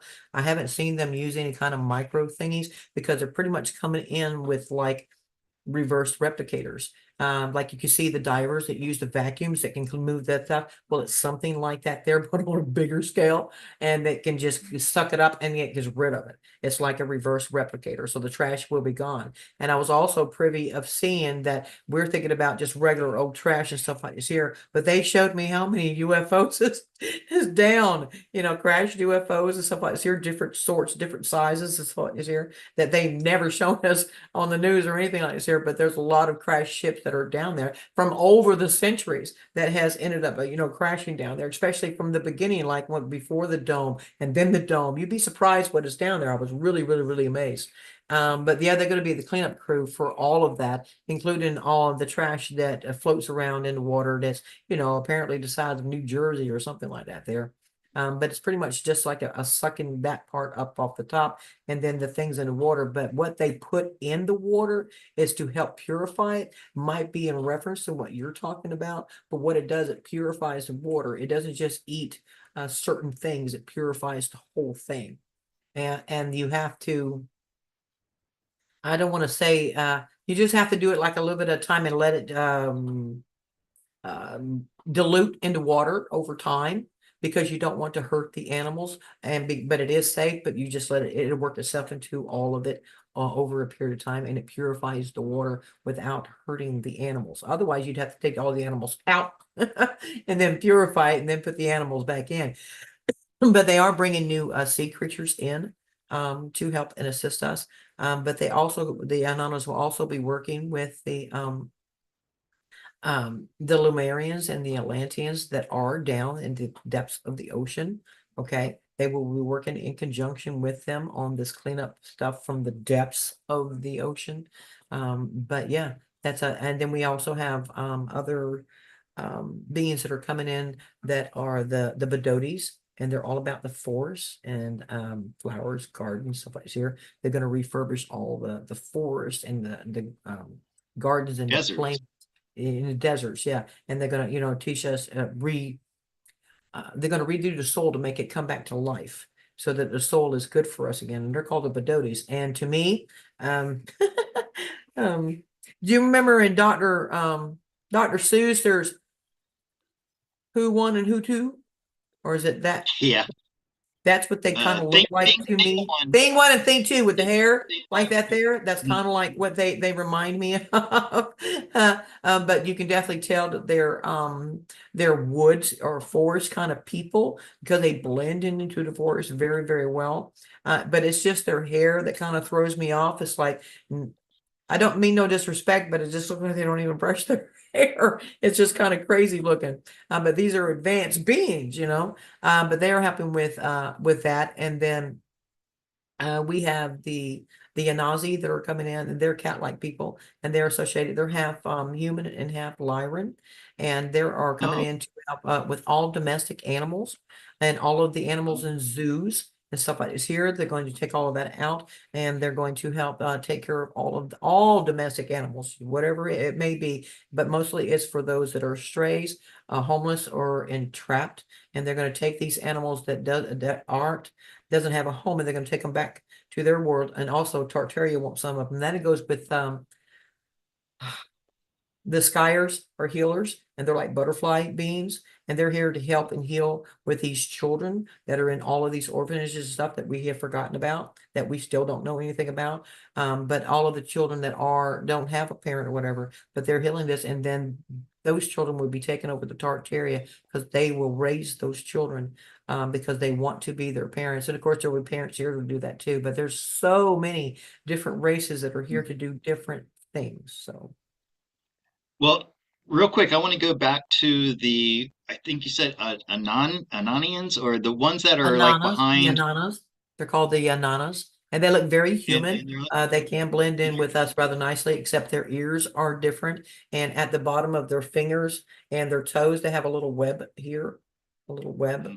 okay, But but yeah, you said that they were like behind the Pleiades system, the seven sisters, behind the Pleiades system, but yes. they're not one of I wanted to tell you about this. I was a stargazer when I was younger, and I had good eyes, and one of my favorite ones to look at was Pleiades. And Mm. if your eyes are really good, and you can make out the Mhm. seven stars. However, there's a strange thing, and you all try this. Get get a star map, find Pleiades on a clear night, and look and count the stars. You'll see seven, but there's this thing that happens when you avert your gaze briefly, an eighth star appears. And this was a phenomenon that a friend of mine told me about. He said, hey, there's Pleiades, the seven sisters, but there's an eighth star that only appears when you're not looking directly at it. And I swear to you, this is a real thing.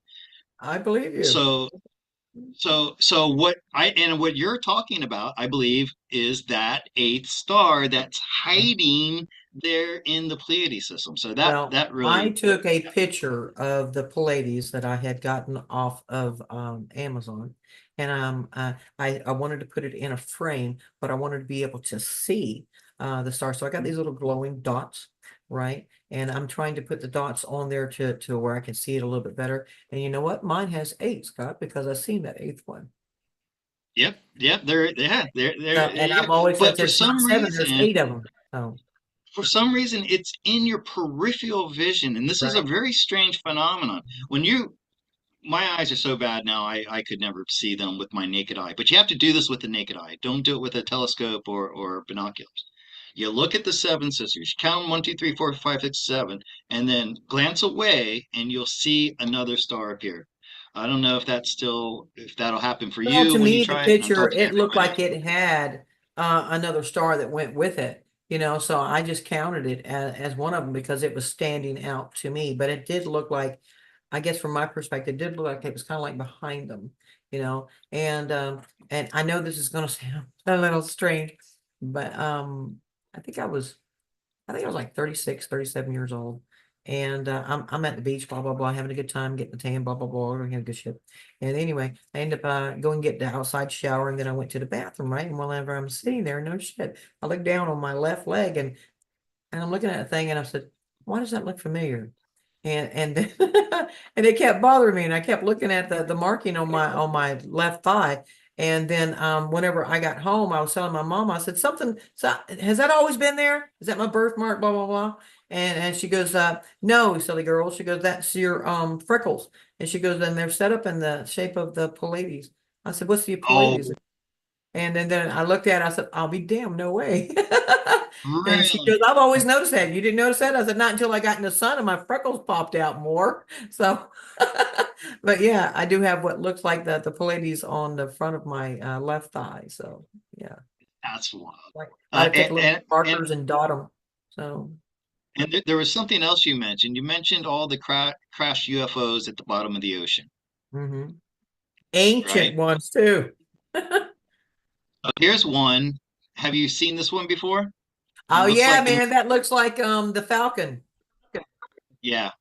Yeah. So this one's under the Baltic Sea. Yes, it is. And And that's when it got I thought, petrified whenever the dome went up. okay, I thought maybe you could tell us a little bit about it. Is it Mhm. active? It's petrified, you say. And Millennium in Falcon. That's what I was looking for. Millennium Falcon. It's like, shame on me, I didn't know what that was. But yeah, that happens to be a so could petrified ship. So yes, you can see that those frequencies were so potent, so powerful that if it can do that to a giant, a titan, it can do that to ships as well. So and are there is it doing anything the or is it Millennium inert? Falcon one, no, it's Yeah, petrified. yeah. It's petrified to the core, just like those titans are that are mountains now. They're petrified. So All right. everybody's heard So of Lot's wife. She got petrified too, but that was a different type of technology, but it did the same thing. It petrified her. So mhm. All right, I'm just looking at my chat here and make sure don't have any new questions. And it's probably getting close to your bedtime. Yeah. yeah, it is 11:08 over here on my side.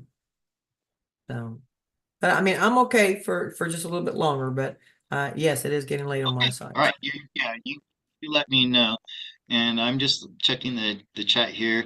So Maria says, I'm pretty sure my sighting of Delta Formation about 3 football fields across is domestic. Oh, she's talking about the TR3Bs. Yeah, that's what I Yeah. saw. Um, Yeah. and it was really cool when I saw the TR3Bs.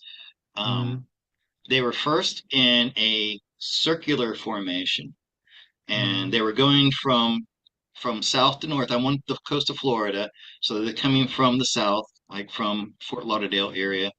And mm. actually, I saw two squadrons. The Right. first one passed by, and it my mind could not place what it was, and I had this at first. I had this really like frightening feeling, like I thought I was seeing a demon at first because it looked like it was a big thing that was transparent. The second time they came across, there were seven in a circle, but as I was watching them, they transitioned from the circle formation into a V formation, delta formation. Oh, okay. And that's when I realized, oh, they're individual ships. And because I was closer to the water and I had less light pollution, I was able to make out individual ships, Right. craft.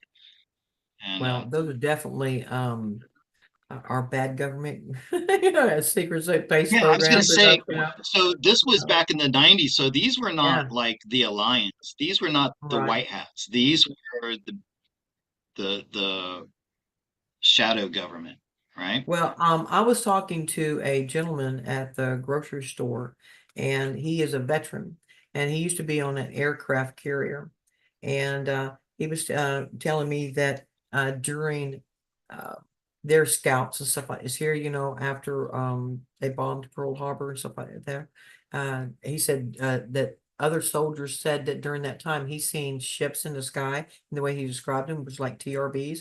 And he said he himself had also on these aircraft carriers, had him and his teammates had seen these TRBs back then. You know, Hmm. and I'm like, see that's they're telling us this is something new, but no, this is something they've been using for a long time, you know. And Hmm. so he said, you know, nowadays, you know, people call them TRBs, is what he was telling me. He said, but we can just remember that we used to see them in formations. This is how many of them was. And then he would tell me they would go into the like the V shape and stuff like this here. I've never, he didn't say anything about a circle, but definitely the V shape of them. And he said, and they would just go by so fast. And whenever the center, he said the center of them would just start glowing and then they would poof out of existence. Hmm. So, but they, the way he described them, the TRB. So, Well, it was funny because we were at the beach that night, the five of us, to see the Pleiades meteor shower. oh, I wanted to Which see by the that so bad.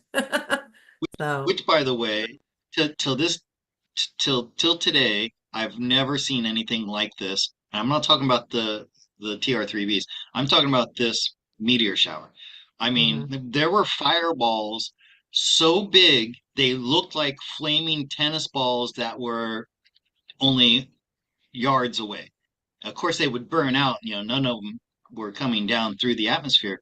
But I mean, these things were enormous. I've never seen anything like it, like burning balls flying through the sky. And then we saw this formation of either two different formations or one that came around a second time. But I think there Mhm. were two different ones. They were flying down low to be out of that meteor shower. I think that's why they were in that place where we could see them. So anyway, That's interesting. that was wild. And the three of us who saw it, we all went home and independently drew pictures of it. And then we got back together the next week, and we compared our pictures, and we all saw exactly the same thing, which was cool. Nice, Uh, nice. and Nice. one of them is a scientist. Actually, he's famous now. If you ever watch Shark Week, he's a scientist from Florida. He's an Asian Caucasian guy. His name's Steve, Dr. Steve Kajira. Dr. So Steve. anybody out there, he's my friend. He's famous now on Discovery Channel. But like he wrote a report for MUFON because he's a scientist. He wrote it as a scientific observation, and he Right. sent it to MUFON, and they just said that was one of the most credible witness reports that they got. But Wow. it's funny because that guy back then, this was back in the mid 90s, he was pretty Mhm. open to the woo woo. But I talked to him recently, Mhm. and that's all gone now. He Yeah. has he has no connection at all with the mystical and with you know God and creation because he was a Christian when I met him at Mhm. my church, Seventh-day Adventist church. He is now 100% a man of science, and none of that is now a part of his philosophy, Right. um, Well, do which you is know Alex Collier? not personally. No, Oh, okay. Like say uh, he has some I, stories that I'm are one. similar to I know that. somebody who knows him. What's that? I said he has some stories that's similar to that. So I think say if you know him, you ought to maybe reach out and maybe talk to him to see if he will speak to you. And because he has some fascinating stories. This man's been around for a while. And his patience and his endurance on just with the public, John Q. Public, has given him such a hard time over the years, and yet he has continued to go forward with all of his information. But I'm not talking about just the things that he answers questions about. He actually has moments where he tells stories about himself. Hmm. Like I said, that what you were saying, it reminds me of some of the things that he has said. So if you know somebody that knows him, then reach out and see if he'll actually talk to you. Maybe y'all can have a conversation, because I do think I get the feeling that y'all would hit it off really well. So you might want to Oh make yeah, a text and tell him that, Alisa encouraged me to do this. So, but yeah, that yeah. sounds like a good idea. You might want to do that. Maybe that's being brought up because maybe you can interview Alex. Oh, that would just be That would be amazing. awesome. That would be. So, like I said, Kidding me? maybe it's him.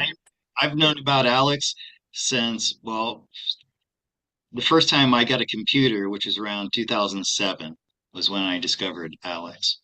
Uh, but yeah, I would he love to would be meet amazing. him. I would love to tinker with that man's brain. I really would. I would love to hear a lot of the things, his experiences and so forth.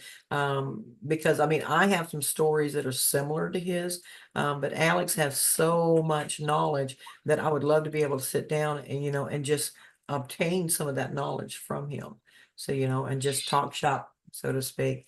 But yeah, that would be pretty awesome. I would definitely encourage you to do that, my friend. Yeah. Last time we spoke, you mentioned this guy Perez, and Ishmael I really Perez. don't. Yeah, And, I should and keep my opinion to myself because I love I everybody. don't want. So Yeah, I don't want to say anything, but Alex, Alex had some things to say about I Ishmael. know. Oh, Well, because in all fairness, Ishmael fired the first shots at Ilana Dinan, Yeah, who's yeah. good friend. And then a bunch of people were taking shots at her. And I have to tell you, I went and I listened to her, and I didn't get any bad vibes from you know who I'm talking about, Alana Denon. Yes, I do. There Yeah, was because she's some people were saying associated that she with taking. Alex and Dr. Sala and stuff like that. So yeah, I am familiar of who she is, and she's just no disrespect, Alana, but you hear it's like she's always on a Valium. She's so calm. She is so mellow, which is a good thing. I'm not trying to say anything negative, but she does have That's that not. very calmness about her, and that is feminine energy. I'm sure that a lot of people can see that and recognize that she is representing the feminine energy as well. So Yeah. So yeah, but yeah, I mean, Ishmael took shots at her, and boy, did Alex give him both barrels. So, yeah, I remember so, that. Yeah. Well, at least she knows that she has somebody that helped correct the narrative.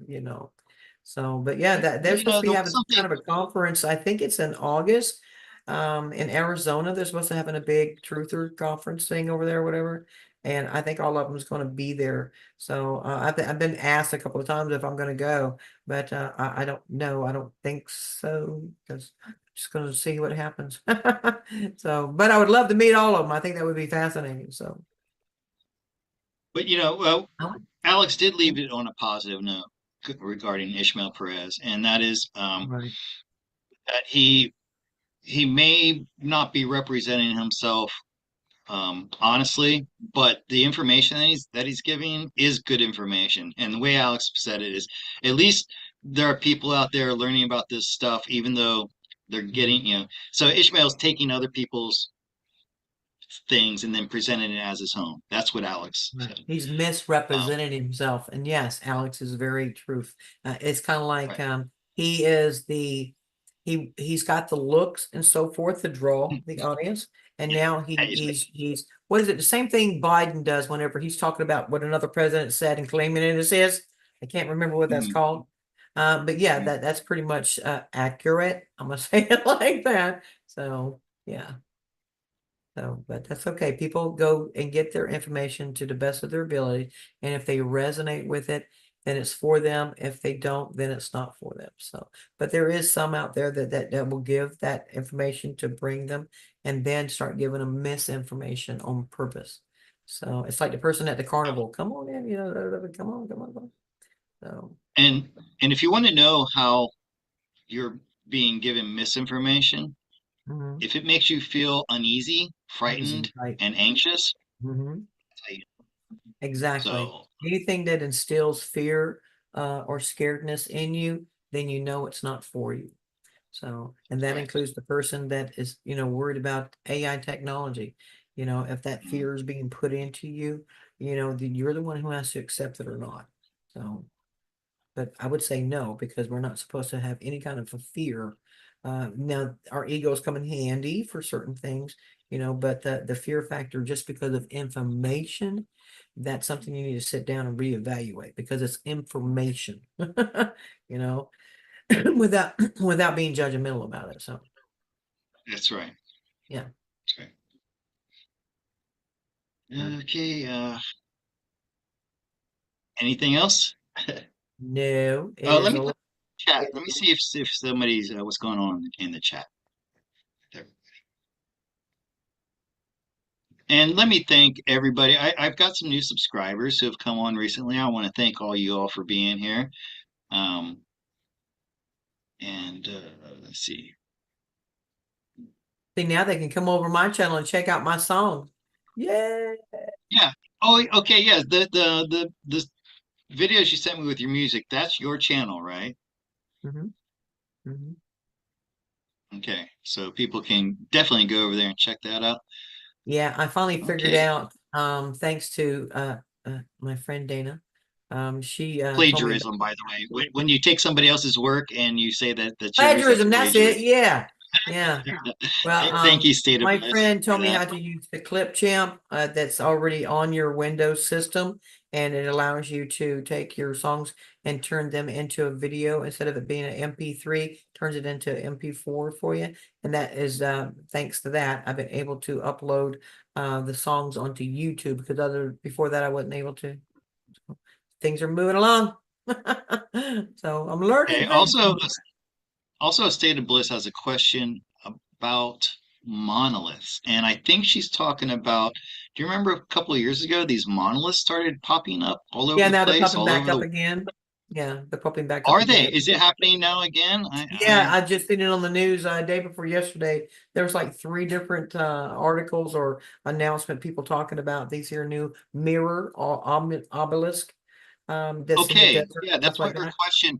Her question is about the mirrors on the monoliths. She says, are they amplifying power or reflecting inside energies, protection? What are you getting on that?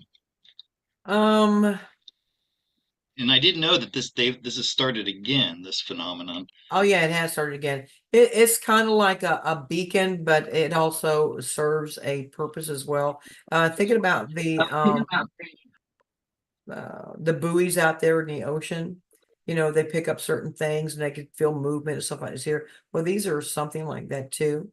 But they also put out a frequency of sorts that I almost want to say it neutralizes the environment around it.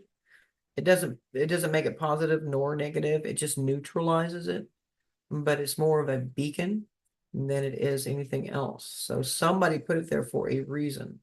So, and as long as it's reflective, then it can push out what it wants to do.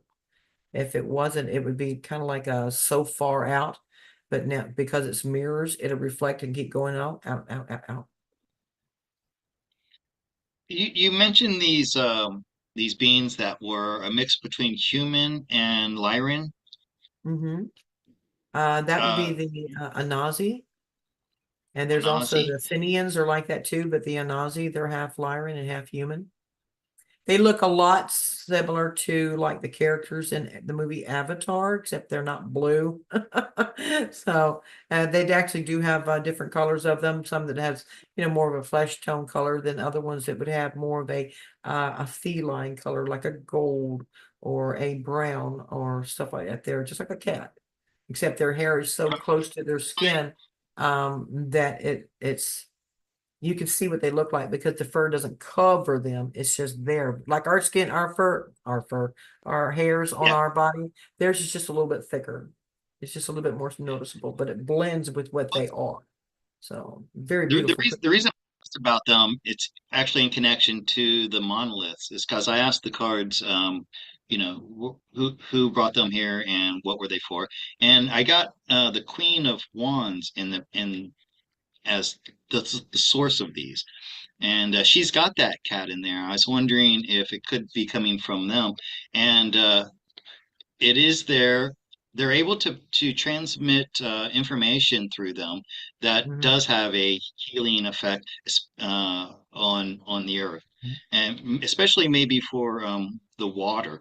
So I wonder if the monoliths are appearing above certain aquifers, that then they're able to transmit the frequency into the water in the same way that you can put love and good intentions into water Mhm. and it changes it. So I wonder Okay. if that's who it's Um, coming from. I am seeing that it is a working in conjunction with, believe it or not, I'm getting the Lyrans. But also, Okay, hmm, I don't know who they are. Okay. but I'm gonna have to Okay. look up that one. They're telling me that it is it's another hybrid from the Palladian system because they have more types of more hybrids, not just the Asani because they're half Lyran and half human, but this particular Palladian that is helping to do this is as a human Pleiadian. So it's a half human, half Pleiadian. And it's kind of like these guys were just told to go out and do it for this here reason. But I think you have a very good point as far as like it's over an aquifer. I'm being shown that if it is over an aquifer, it's not just for cleaning purposes, it is for transmitting, and because it will echo throughout this water as it is going along. But that's pretty much all I'm seeing is that these here two work in conjunction. It's kind of like dudes going out and popping up a grid maker or something that can be out there. You know, the military would do something like that there. But that's what I'm getting is this is some kind of a beacon, but it can serve that purpose because it not radiates just outwards, but it goes downwards. So yeah. Okay. I want to go back to something else you mentioned, and Okay. sometimes sometimes you talk about like several different things in one space, but this was about our pets, cats and dogs especially, Uh-huh. and their rising consciousness. Right. Um, I've been noticing it in my animals, and um, like my dog Sandy has this incredible empathy, power of empathy. Mm. And what happened was I have this blind poodle, and the other day after I fed them, usually I let them stay outside a little bit to do their business. And unfortunately, I have to use some mouse traps around here. I used to use live capture, but it got to be the problem was too big. And the rats are so smart, they figured out how to defeat the live capture. So I set Mm. up, you know, mouse traps. And I put them places where they're not going to be a trouble for the cats and dogs. But we had a flood here, a flash flood, and I guess one of them got washed out, and I didn't Mm. notice it. And my poor blind poodle was walking around, she stepped in one. And Oh. I'm in the house, and all of a sudden, how are you just crying, crying, crying? And I thought the worst. I thought she'd, broken a leg because they play, and my Sadie gets too rough. Sandy gets too rough. Anyways, I rush out. She wasn't unharmed. The trap was on her foot, but it didn't even break the skin. It didn't hurt her at all. But poor Sandy was in a complete uh you know like anxiety over it, and she's looking for what caused, like she's looking for an enemy to fight. She thinks something attacked Oreo, and Right. then and now she's super like protective over Oreo. I went out the other day. I always take Sandy with me when I go out to a shop, and I came back and Oreo's in the bedroom, and Sandy's like, "Where's Oreo?" And she's crying, crying, crying at the door to find Oreo. Anyways, my point is, I'm noticing this level of empathy and level of consciousness in my pets, and I'm seeing it on TikTok videos and things too. So, Mm. can you talk to us a little bit more about that? Well, just like our energy and frequency and vibration is rising, so are they. And, you know, they might appear to look like a pet, but they're actually souls, just like we are in a body. They're souls in those bodies, you know, and as they're get that more energy and vibration higher, they're going to start acting differently as well. They'll start showing more like human emotions, that empathy, you know, or that dog that wants to go and help or save somebody. That all of that will be a little bit more enhanced. I've even seen had people tell me about certain animals, they could have heard a certain word come out of their mouth. It's like, I know I heard it say something. I'm like, that is possible, absolutely. Because I've experienced that with my own cat. Her name is Heifer, and she is 17 years old. And Oh, she's a beautiful blonde orangish cat, but I've had her for so long that I know her ways because I've had her for so long. Now she has her little attitudes and stuff like this here, but here lately she's been doing things and I'm like, okay, I'm just taking it in stride. But just like last night, she was having a fit. You know, she's like, man. And I'm like, no. She says, now. I said, no. She said, now. I said, no. So she kept doing it. And then I finally followed her because I know she wanted something. So she actually took me into the hallway and I turned the light on and she said, look. And she showed me a dead frog. yeah. And I said, she did. She just said, look. And I was like, no way. But just things like that there I've heard other people say it too. And, but yes, it has its moments. And I think that's fantastic that it's somewhere in there after 17 years, she found a way to say something to me and I understood her. So I do believe that can happen with our pets as well. Not just the talking birds, but actually dogs and cats and stuff like this here. They will start showing different things. And I think it's fascinating because they're advancing just like we are. Well, I definitely get telepathic messages from my cats and dogs all the time. I call Mhm, it telepathic.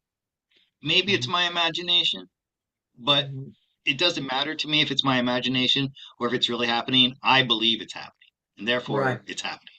Um, right, but not only that, I've noticed something else that when I look at my cats and dogs' faces now, I don't see a s an animal. I see right.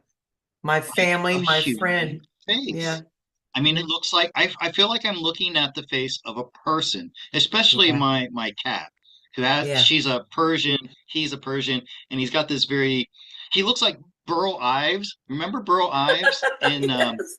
Yeah, my the heifer's got that fullness too, so. the snowman in Rudolph the the classic 60s Mhm.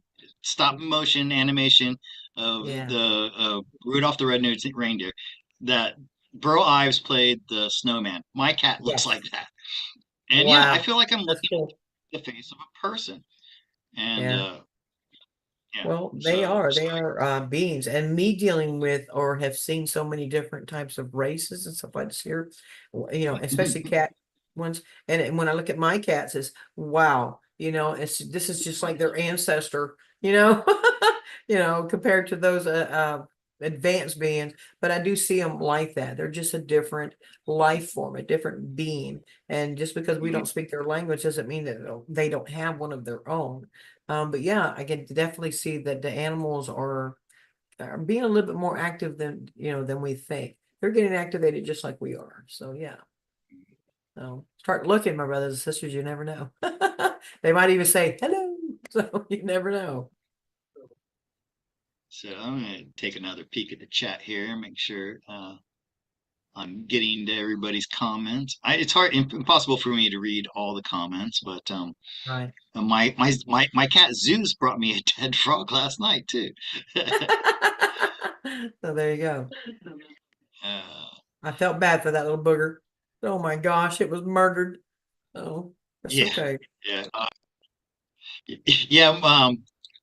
Sandy, Sandy's not aggressive, but she's curious. And frogs, and we have centipedes. We have these really big centipedes around here. And the frogs, she wanted to play with them, and she accidentally killed a frog one time. And Oh. I scolded her, I'm like, why did you do that? And I just like, and I didn't use a scolding voice. I used more of a, sad voice for her. And so she doesn't do that to frogs anymore. And and the centipedes, the centipedes, when you touch them, they curl up into a ball. Mm-hmm. So I tell her the same thing. I'm like, why did you do that? And then she's like, oh. And then when it comes back to life again, she's like, oh, it's okay.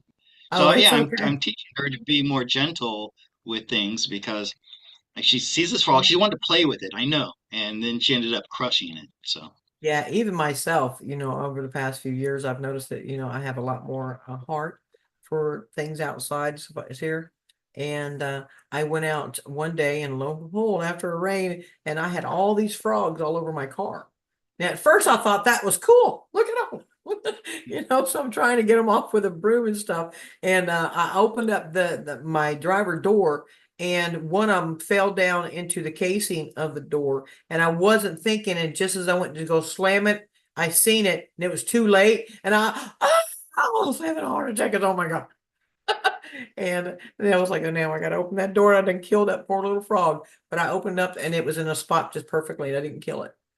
I thought for sure I smushed that little booger, and I just wanted to drop to my knees. I just felt so horrible, but it was alive, so I actually got it out of there. Thank God. I don't know, God had a hand in that because it was right in the perfect spot of being smashed. So but I like yeah, frog. I don't It's one like of my favorite little things. My quite a few of my characters in my games are frogs. So I like to make him as a frog because the frog, he's very famous in Dark Souls 3. So I've even had Japanese people take pictures of him. So that's pretty hilarious. Have you ever heard of Keck? K-E-K, Keck? T-E-K? K-E-K. Oh, K-E-K. K-E. Keck. No, Mhm. not unless it's So English. you're familiar with all the frog memes that are associated with uh, Q and Mhm. QAnons, right? Right, right. And so I became very curious about that. And actually, Kek was a frog god from ancient Egypt, and his role was to introduce chaos into the system in order to when things became unbalanced, as they are right now, or how they were, I should say, when there was more darkness than there was light.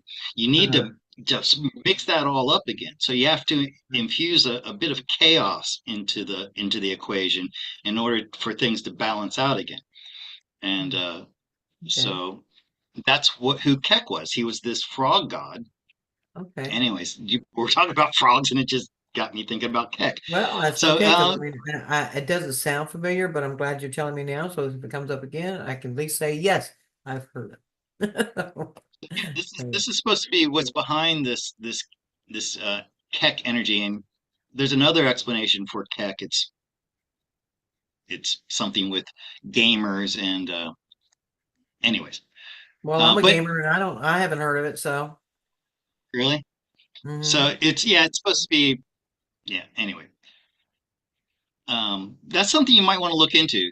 The Egyptian god Keck and how he's made this Yeah, appearance I've here. heard of that, but I didn't know what it was about until you just told me. So yeah. So, but I All mean, right, yeah. I'm trying to think. I mean, I know I've heard of that analogy, throwing it into the And mix to try then it out, but I didn't and then connect. there's the cane toad that that Mhm. excretes pure DMT, you know. Oh yeah, man, that's a Uh, psychotropic frog right there. Yeah, there is people who yeah, actually pick them up and lick them, and to get the yeah. effect. But yeah, I've heard of that too, and there's been I don't know a couple of people that I guess they licked one too many times, and it killed them. So I wouldn't Oh advise it well, to nobody. Do not go licking no frogs. So yeah, yeah. It is extremely potent, and too much of uh, it, I imagine, would I mean, them dudes do take it and something put like it on those blow darts and stuff like this here because that's how potent it is, and they just there you go. I oh, got that's you. those are dart frogs, and those are in the Yeah. Amazon, and Mhm. the cane toads come from Australia, so Australia. it's a Yes. Okay. different thing. Well, still, you can, But either poison them or drug them. So one or the other, huh? It's very yeah, effective, though. those dart frogs, if you're ever in the Amazon and you see a colorful frog, don't touch it. Don't touch it. That's a fact. Do not touch it. So the more prettier they are, don't touch it. Yeah, that goes with pretty much anything in nature. If it's really Yeah. bright and colorful and pretty, don't touch it. Yeah, don't touch it. So it's colorful for a reason.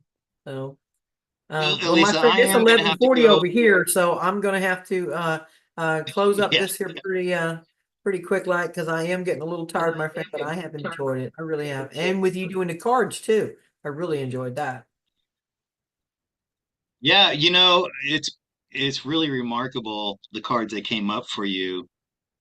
They are telling your story, which is funny because it's like you knew all the stuff I was telling you, but this was for the audience. Right. They Right. so so so it'd be next time. Bring me a question, but please don't bring me any deep philosophical questions because the cards don't answer those very well. Honey, hit me Right. with this. And Yeah. real quick, Well, I think you did I acknowledge fantastic. And we worked in conjunction together with both of our knowledge and both of our abilities. So, and it flattered itself. And I appreciate that. So, I mean, it was just fun. I really enjoyed it. So, yeah, just blows yeah. your mind So what can happen.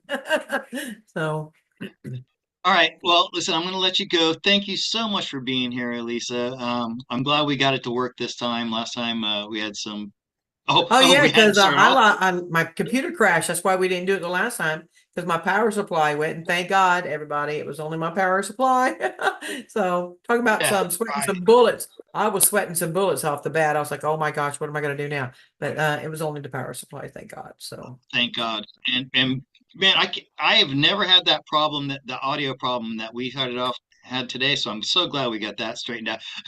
And that's why, if the start of the show I was flustered, and I'm sorry if I did not sound like a no, you're fine. Shit professional. happens. I mean, it's happened to me once or twice, and then I can just mute it and whatever, and I go, son. So get my son to come Yeah, but help when me real you're quick. Like, when you're going live, you're doing a live show, everything's more intense. Anyways, yeah. I So want to thank everybody who dropped in and listened to this chat, everybody watching in the replay. Elisa, thank you so much. I just love listening to your insights, and I'll look forward to having you back. Uh, that's right. I'd like to have you Part come back. three. I, I would love for you to be a regular guest every 2 weeks, if that's Oh, well, possible. thank you. And I Thank you. I don't know if that's but it's no pressure. Like, if you can, not great. If you can't, that's okay too. Well, this is the Sunday night, right? Yeah, this is Yeah. my Sunday And night, your Monday honey morning. will, So Sunday right. nights So, is probably best, Scott. That way, because I don't really have anything. It's kind of like my day off, but I don't mind doing something in the evening. So that works out really, really well. well, it's So just, yeah, we're chatting as friends, so that's we're right. hanging out, Hey, and you ought to hopefully do through our one with conversation. me, you and honey, you know? Yeah, actually, let's do that, okay? Because Okay. I've got honey on my schedule for next week, and let me have you on to join Yeah. us next week, Yeah, and we and that way, start if at people have 8. questions for her too, that's fantastic. She can answer questions with us. So Oh, yes, and we're going to have a tangential conversation. So that means whatever comes up on your mind, we're going to there talk you go. about that until something There else you go. comes up, and then we'll talk about that, and we'll just see where it takes us, and we're going to have fun with it. And Absolutely. so yeah, I'm gonna ask Honey about that. That will be today is the 20. Well, today here it's the 24th, so that will be when? Oh, the 30th. Okay.